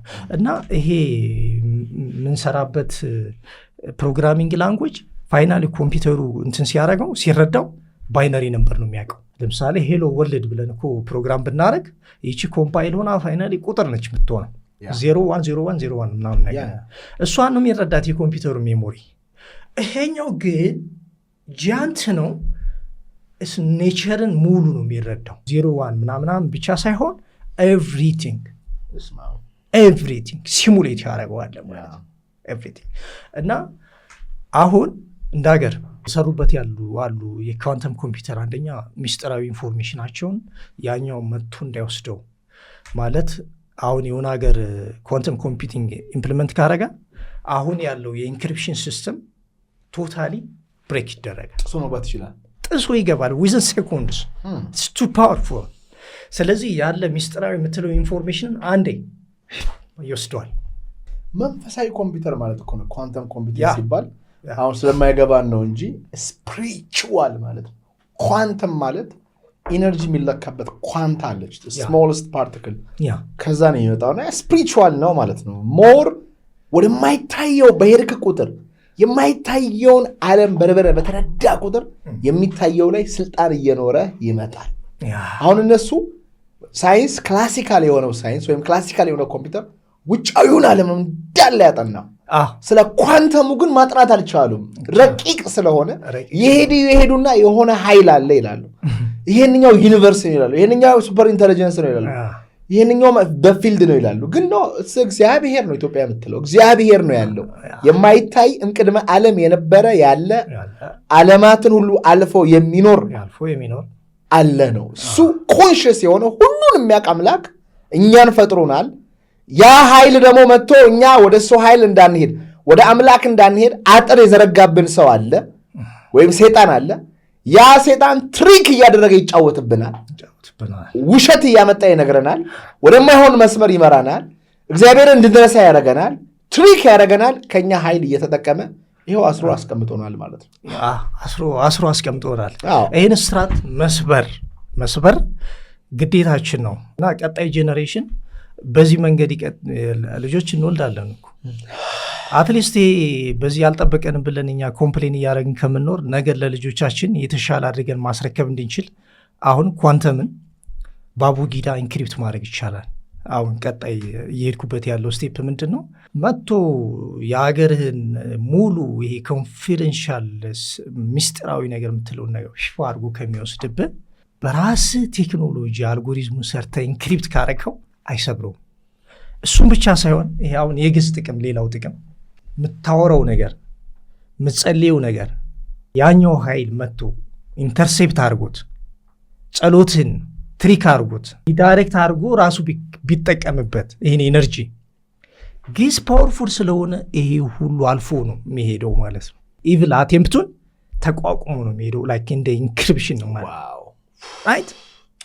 ስለዚህ ሰው ሹድ ቢ ኮኔክሽኑን ኢንክሪፕት ማድረግ አለበት ማለት ነው። ኳንተም የሚሰራው እንደዚህ ነው። ኢንክሪፕት ማለት አሁን ዋትሳፕ ቢኖር ይላሉ ኢንክሪፕት ነን ይላሉ። እኔ እናንተ ስናወራ ማንም ሰው አያም፣ እናንተ ሁለታችሁ ብቻ ናቸው የምታዩት ይላሉ። which I don't trust ውሸታቸውን ነው። ስለዚህ ምንድነው በእኔና በእግዚአብሔር መካከል የምናደርገውን ጸሎት በቀላል ሴጣን ተረድቶ አያጠፋብኝም ነው። ኢንተርሴፕት ማድረግ አይችልም። ለዛ እኮ አባቶቻችን አቡነ ዘበሰማያት ይትቀድስ በግዕዘኛና በአማርኛ ስትል አንድ አይደለም። የግዕዙ ኃይል አለው ፈጥሮ ነው የሚሄደው፣ ይሰማል። ለዛ ነው በግዕዝ እስከ ዛሬ ድረስ ቅዳሴ ብለን ማይሰለቸን። አማርኛ ቢሆን በጣም ነው የሚያስጠላ፣ ይሰለቸናል። እንግሊዝኛ ቢሆን ይደብረናል። እንግሊዝኛ ደግሞ በጣም ነው የሚደብር። ግን በግዕዝ ሲሆን ገና ስትለው ራሱ አንተ ሴጣን ራሱ ወጣ። አንድ ልጅ ነበረችና በጣም ይጨንቃታልና ከዛ ቅዳሴ እልላት ነበር። እንዲሁም ኦርቶዶክስም አይደለች የእውነት በቃ አለቅሳለሁ አለች። ምንድነው ይሄ ነገር አይገባኝም እያለች ታለቅስ ነበር። ከዛ ኋላ ደና ተጠምቃ ምናምን ነገር ብቻ ወደ እግዚአብሔር የለም ወደ ማለት የሄደች ሴጣን የሚመለክበት ቤት ውስጥ ያደገች አይነት ሴት ናት። ነገሩ ፓወር አለው። እኔ አንዳንድ ጊዜ በጣም አእምሮዬ ከተቸገረም እንደማድረግ ልንገር አእምሮዬ ማታ ጊዜ በጣም ሲቸገር የሆነ በጣም ድካም ከተሰማኝ እግዚአብሔር የራቀኝ ከመሰለኝ ዩቲዩብ ላይ ገብቼ ቅዳሴ አለ ከፍቼ እተኛለሁ። በስማም ድንገት ለሊት ላይ ልነግር አልችልም። በቃ ሞክሩት just try it እና ውስጥ ይጠራል፣ ልብ ይጸዳል፣ መንፈስ ይታጠባል። ቋንቋው ላይ ኃይል አለ፣ ዜማው ላይ ኃይል አለ። እንዲሁም ዶክተር አብርሃም አመሃ ይህን ወደ ኔክስት ሌቭል ወስዶታል። ብሪዚንግ ኤክሰርሳይዝ ነው ይሄ። ዝም ብሎ ቅዳሴው የእሳቸው መጽሐፍ ላይ የጻፉት it is just a depth የሆነ ኳንተም የሆነ ሜዲቴቲቭ ኤክስፒሪየንስ ነው። ብሪዚንግ ኤክሰርሳይዝ እግዚኦ ማረነ ክርስቶስ እግዚኦ ስትል there is a breathing pattern at the back ብታየው አእምሮህን የሚያረጋጋ ከስፒሪቹዋል ሬልሙ ጋር የሚያገናኝ ዓለምን እንድትረሳ የሚያደርግ ሃርመኒ የሚፈጥር ብሪዚንግ ኤክሰርሳይዝ። አሁን ግዕዝ ፓወርፉል ነው እያልን ነው። ግዕዝ አሁን ፊደል ስንቆጥር እንደዚህ ነው የምንቆጥረው። ኤቢሲዲ ስንል ዝም ብሎ ስታቲክ ነው፣ ሲኩዌንሻል ነው። ይሄኛው ግን ዳይናሚክ ነው ራሱ። ሀለሃንም ብትወስደው አቡጊዳንም ብትወስደው ዳይናሚክ ነው። በነገራችን ላይ ፊደል ስንቆጥር ጀምሮ ቶት ፎርማችን ብሬናችን ላይ ፎርም የሚያደርገው እንደዛ ነው። ዩሲ አንድ እንግሊዝኛ ሲኩዌንሻል ፓተርኖችን ይዞ የሚያደግ ህፃንና ማትሪክስ የሆነውን ዳይናሚክ ፓተርን አእምሮ ላይ ትሬን ያደረገ ሰው ሲያስብ ራሱ ፈጣን ነው የሚሆነው። ተርተኛል። ያ አሁን አቡጊዳ ማትሪክስን ወሰደው። አቡጊዳ ማትሪክስን ወስደ እንደዚህ ዚግዛግ እንደዚህ ልትሄድ እንደዚህ ነው ፊደሎች ዚግዛግ የሚሄዱት። ከዛ እንደዚህ ነው የተቀመጡት። በዚህ ፓተርን ለምሳሌ ቅኔ የሚቀኙ ሰዎችን አይተሃል? ከአእምሯቸው እኮ ነው የሚያፈልቁት። ምንም የሚጠቀሙት የሚይዙት ማስታወሻ እኮ የለም። ይሄን ሁሉ መዝሙረ ዳዊት በለ ዋሬቨር እኮ ሜሞሪያቸው ላይ በቃ ፓተርኑ ፎርም ሆኖ ቁጭ ብሏል። ያንን ነገር እንትን እያደረጉ ከአእምሯቸው እያነበቡ ያወጡታል ማለት ነው። ስለዚህ ይሄ የግዕዝ ፊደል ዳይናሚክ ቲንኪንግ እና ክሬቲቪቲን አእምሯችን ላይ ፎርም አድርጎ በፍጥነት እንድናስብ እንደገና ሴኪውርድ በሆነ ሜካኒዝም ኮኔክሽኑን ስተብሊሽ ለማድረግ ሃየር የሆነ ባንድ ዊድስ እንድንፈጥር ያደረጋል። ዳይናሚክ ነው ይሄ። አንዷ ስትቆም አይቆም፣ በዚህኛው በኩል እንደዚህ ማትሪክሱ መልቲ ዳይሬክሽናል ወደዚህ መሄድ ይችላል ማለት ነው። ስለዚህ አሁን ሱፐር ኮምፒውተር እኮ የሚሰራው እያንዳንዱ ጫና ሲበዛበት ሃይ ፐርፎርሚንግ ካፓቢሊቲ ስላለው ነው በፍጥነት እንዲሰራ የሚያደርገው። ኢንተርኔት ኮኔክሽን አሁን በአንዱ ይዱዙ ብዙ ሜጋባይት ወይም ጊጋባይት ከሆነ ፍጥነቱ ታታታ ይላል። የምትፈልገውን ጊጋባይት በአንዴ ዳውንሎድ ማድረግ ትችላለህ። ቢዚ ከሆነች ግን ሲኩዌንሻል ከሆነች ግን ኤቢሲዲ ብለህ ዝም ብለህ እንደዚህ እንደምትወርደው ቀስ እያለ ዝም ብሎ ታይም ይቆጠር ያዝግሃል ማለት እና ይሄ ዳይናሚክ የሆነ ቲንኪንግ ክሬቲቪቲ ቅኔ ምናምን አሁን ክሬቲቪቲ ነው። ክሬቲቪቲ ብቻ ሳይሆን ዶክተር አብርሃም መጽሐፋቸው ላይ ምን ብለዋል መሰለህ? ሰምና ወርቅ የሚባል ነገር አለ። ሰሙ ፎርሙ ነው፣ ወርቁ ፎርሙለስ ነው። ሚስጥር ነው እያወሩ ያለው እና እንዳልከው ልጅ ያለን እኔ ታጋ ሰማር በጣም የሚያናደኝ ነገር ምንድነው ታውቃለህ? በስክሪፕቶ አትጻፉ ይላሉ፣ ይመቱናል እየሰደቡን። በስክሪፕቶ ትይዛለህ አንተ ጭንቅላት ለምንድን ነው የተፈጠረው ይላሉ። አየህ ከሰርቨሩ ጋር እናገናኝ። ሙሉ ነገርን ወስደው ሰርቨር ኤአይ ስልክ ካልኩሌተር እንዲሰራ አደረጉ። አእምሮ ማሰብ ተሳለው። ወዴት ነው አንተ ከዛ የምታደርገው? አታድግም።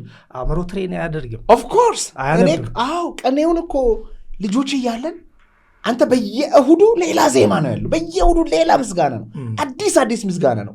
ኮመን የሆኑት አሉ። አሁን ለምሳሌ ያደግኩበት ቤተክርስቲያን ቅዱስ ገብርኤል ቤተክርስቲያን ነው። በ14 አቡነ አረጋዊ አለ፣ በ19 ገብርኤል አለ፣ በ29 ባለ እግዚአብሔር አለ፣ በ21 ድንግል ማርያም አለች። ምስጋናው አንድ የሚያደርገው አለ፣ ሚለያል አለ። መልካ አቡነ አረጋዊ ከመልከ ገብርኤል ጋር ይለያያል።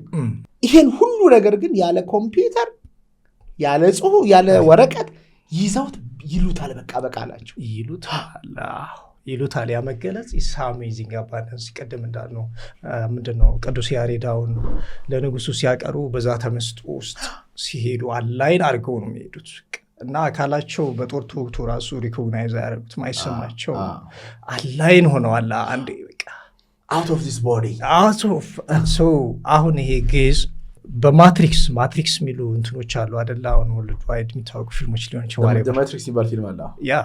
አሁን ይሄ ማትሪክስ ነው የአቡጊዳ። ይሄ ማትሪክስ ብዙ ነገሮች ልትቀምርበት የምችል ነገር ነው። ቶት በዚህ ፊደል መሰረት ሲሆን ፓተርኑ በዛ መንገድ ኒውሮን ኮኔክት ስለሚያደርግ የኒውሮን ኮኔክሽን ስለሚጨምር በአንዱ ይዙ ይጨምራል። እሱ ብቻ ሳይሆን ቋንቋ ማሰቢያ ነው። በነገራችን ላይ በቋንቋ ነው የምታስበው ማለት ነው። በዛ መንገድ አእምሯችን ዲኮድ እያደረገ ነው ኮሚኒኬት የምናደረገው። ኢንኮደር አለው፣ ዲኮደር አለው። ዲኮድ ሲያደረግ እየተረዳው ነው፣ ኢንኮድ ሲያደረግ ደግሞ ሲልከው ነው። ስለዚህ በዛ መንገድ እንዲሰራ ሲሆን ሴኪውርድ በሆነ መንገድ ነው ብለናል። ኮኔክሽኑ ይሄ መጥፎ ጥበብ ሊጎዳው ወይም ደግሞ ሊያስቀረው የሚችል ሳይሆን ፓወርፉል ስለሆነ ታርጌቱን ይመታል ብለናል። እሱ እንዳለ ሆኖ ነገን መቅደም ይቻላል። በነገራችን ላይ ዛሬ፣ ትናንት፣ ነገ የሚባሉ ነገሮች አሉ። ቱሞሮ ኢዝ ዘ ፊውቸር፣ ስደይ ሂስትሪ ነው፣ ላይክ የሚታወቅ ነገር ነው ብለን እናስባለን። ቶት የሆነ ሌቭል ላይ ሲደርስ ነገን መቅደም ይቻላል። ነገን ለመቅደም የአእምሯችን ሌፍትና ራይት ብሬን አላይን ሲሆን ትናንትም ነገ የሚባለውን ነገር ወደ አንድ ሰብስቦ ወደ አሁን መርጅ ይሆናል ማለት ነው። እና ወደዚህ ለመሄድ የአእምሮ የማሰብ አቅም በ504 ቢሊዮን 921 ሚሊዮን 600 ሴኮንድስ መፍጠን አለበት። በዛ ፍጥነት ሲሄድ ነገን ቀደማ ማለት ነው። ነገን ሲቀድም ሂኖስ አባውት ቱሞሮ የአሁን አባነስ አሁን ብቻ ይሆናል ማለት ነው። ስለዚህ አሁን ስታያቸው ቀላል ነው ይህን ለመረዳት። ነቢያትን ልንወስድ እንችላለን። ፊውቸርን ተንብዮታል። የኢትዮጵያ አቆጣጠር ብትሄድ በ8000 ዓመተ ዓለም ትጠፋለች ይላል። ትንበያ የሚለውን ብቻ ነው ሰደው እውነት ነው አይደለም የሚለው ይቆየን። እሱን ፕሩፉ ስለሚነግረን ማለት ነው። ስለዚህ ዘይኖት መቼ ይሄ ዓለም ኢንዳፕ እንደሚያደርግ ዘይኖት መቼ ምን እንደሚሆን ከ5 ቀን ተኩል በኋላ ኢየሱስ ክርስቶስ ከድንግል ማርያም እንደሚወለድ ተንብየዋል፣ ተገልጿል። ይሄ ትንበያ በዛ ስፒድ ስለሄዱ ነው። በዛ ስፒድ እሱ ብቻ ሳይሆን አሁን ኤቭሪቲንግ ኤቭሪዌር የሚባሉ እንትኖች አሉ አይደለ? አሁን አት ሴም ታይም የተለያየ ቦታ መገኘት እና በታይም ሲኮንስ ኳንተም ኢንታንግልመንት የስ ዊ ካን ሴይ ኳንተም ኢንታንግልመንት ልንለው እንችላለን። እና ሪሰርች አለ ጥያቄና መልስ የለውም ኦፍ ኮርስ። እና በዚህ ቁጥር ስፒድ ስትሄድ ይሄ ቁጥር ከአንድ ኦፍ ካልኩሌሽን አፍተር ስቴፕስ የመጣ ቁጥር ነው።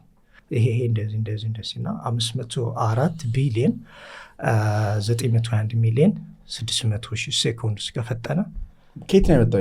ይሄ እዚህኛው ፕሩፉን ስሰራ ወደዛ የአንተ ካልኩሌሽን ነው አለም ላይ የራሴ ካልኩሌሽን ነው። እሱ ብቻ ሳይሆን 0.003 1.37 እኔ በሌላ መንገድ ነው 1/137 የመጣልኝ በሌላ መንገድ። ፓይ ነው ፓይ አይደለም፣ ካይንድ ኦፍ ኮንስታንት ነው። ይሄ እንደ ፓይ ሆኖ ላይክ እንደ ፓይ ብለን ልናስበው እንችላለን። እንደ ራዲያን ልንለው እንችላለን። ራዲያን ይሄ ፓዙን ከርቡን የሚያሳየን ነው። ሰርክል ፓዙን 7 መዞሪያ ያልነውን ይሄ የኢትዮጵያ አቆጣጠር 7 ሲዞር ነው የዘገየው እንጂ ወደኋላ 7 ቀን 7 ዓመት የዘገየው እንጂ እነሱ ቀጥታ አንድ ብሎ እንደዚህ ቀጥታ ስለሄዱ ነው። የኛ ሰርኩሌት ነው የሚያደርገው። የኛ ሀገር ጥበብ በ4 ነው ሰርኩሌት የሚያደርገው፣ በ4 ወቅቶች፣ በ4 ወንጌላውያን፣ በ4 አካላችን የተሰራበት ብዙ ናቸው። በዚህ ነው የሚዞረው። በ4 እንስሳ 4 እንስሳ ምንላቸዋለሁ አይደለም? 4 እንስሳ በእነሱ ላም፣ ንስር፣ ሰው። ላም ማለት ሉቃስ ነው። አንበሳ ማለት ማርቆስ ነው። ማቴዎስ ማለት ሰው ነው። ንስር ማለት ዮሐንስ ነው። 4 እንስሳ የሚባሉት እነዚህ ናቸው። እና የየራሳቸው አቆጣጠርም ላይ የራሳቸው ሰዓታት አለ። በሰዓት ሊገለጹ ይችላል። አሁን ማቴዎስ ከምሽት 12 ሰዓት እስከ ሌሊቱ 6 ሰዓት 6 ሰዓት ተካፍሎ ነው የሚሄዱት እና በኢትዮጵያ የዚህ አቆጣጠር ቀመር ላይ በደንብ የሚታወቅ ነገር ነው። አንድ ወንጌላዊ 2000 ዓመት ይመራል እንደ መሪ ኮከብ ማለት ነው።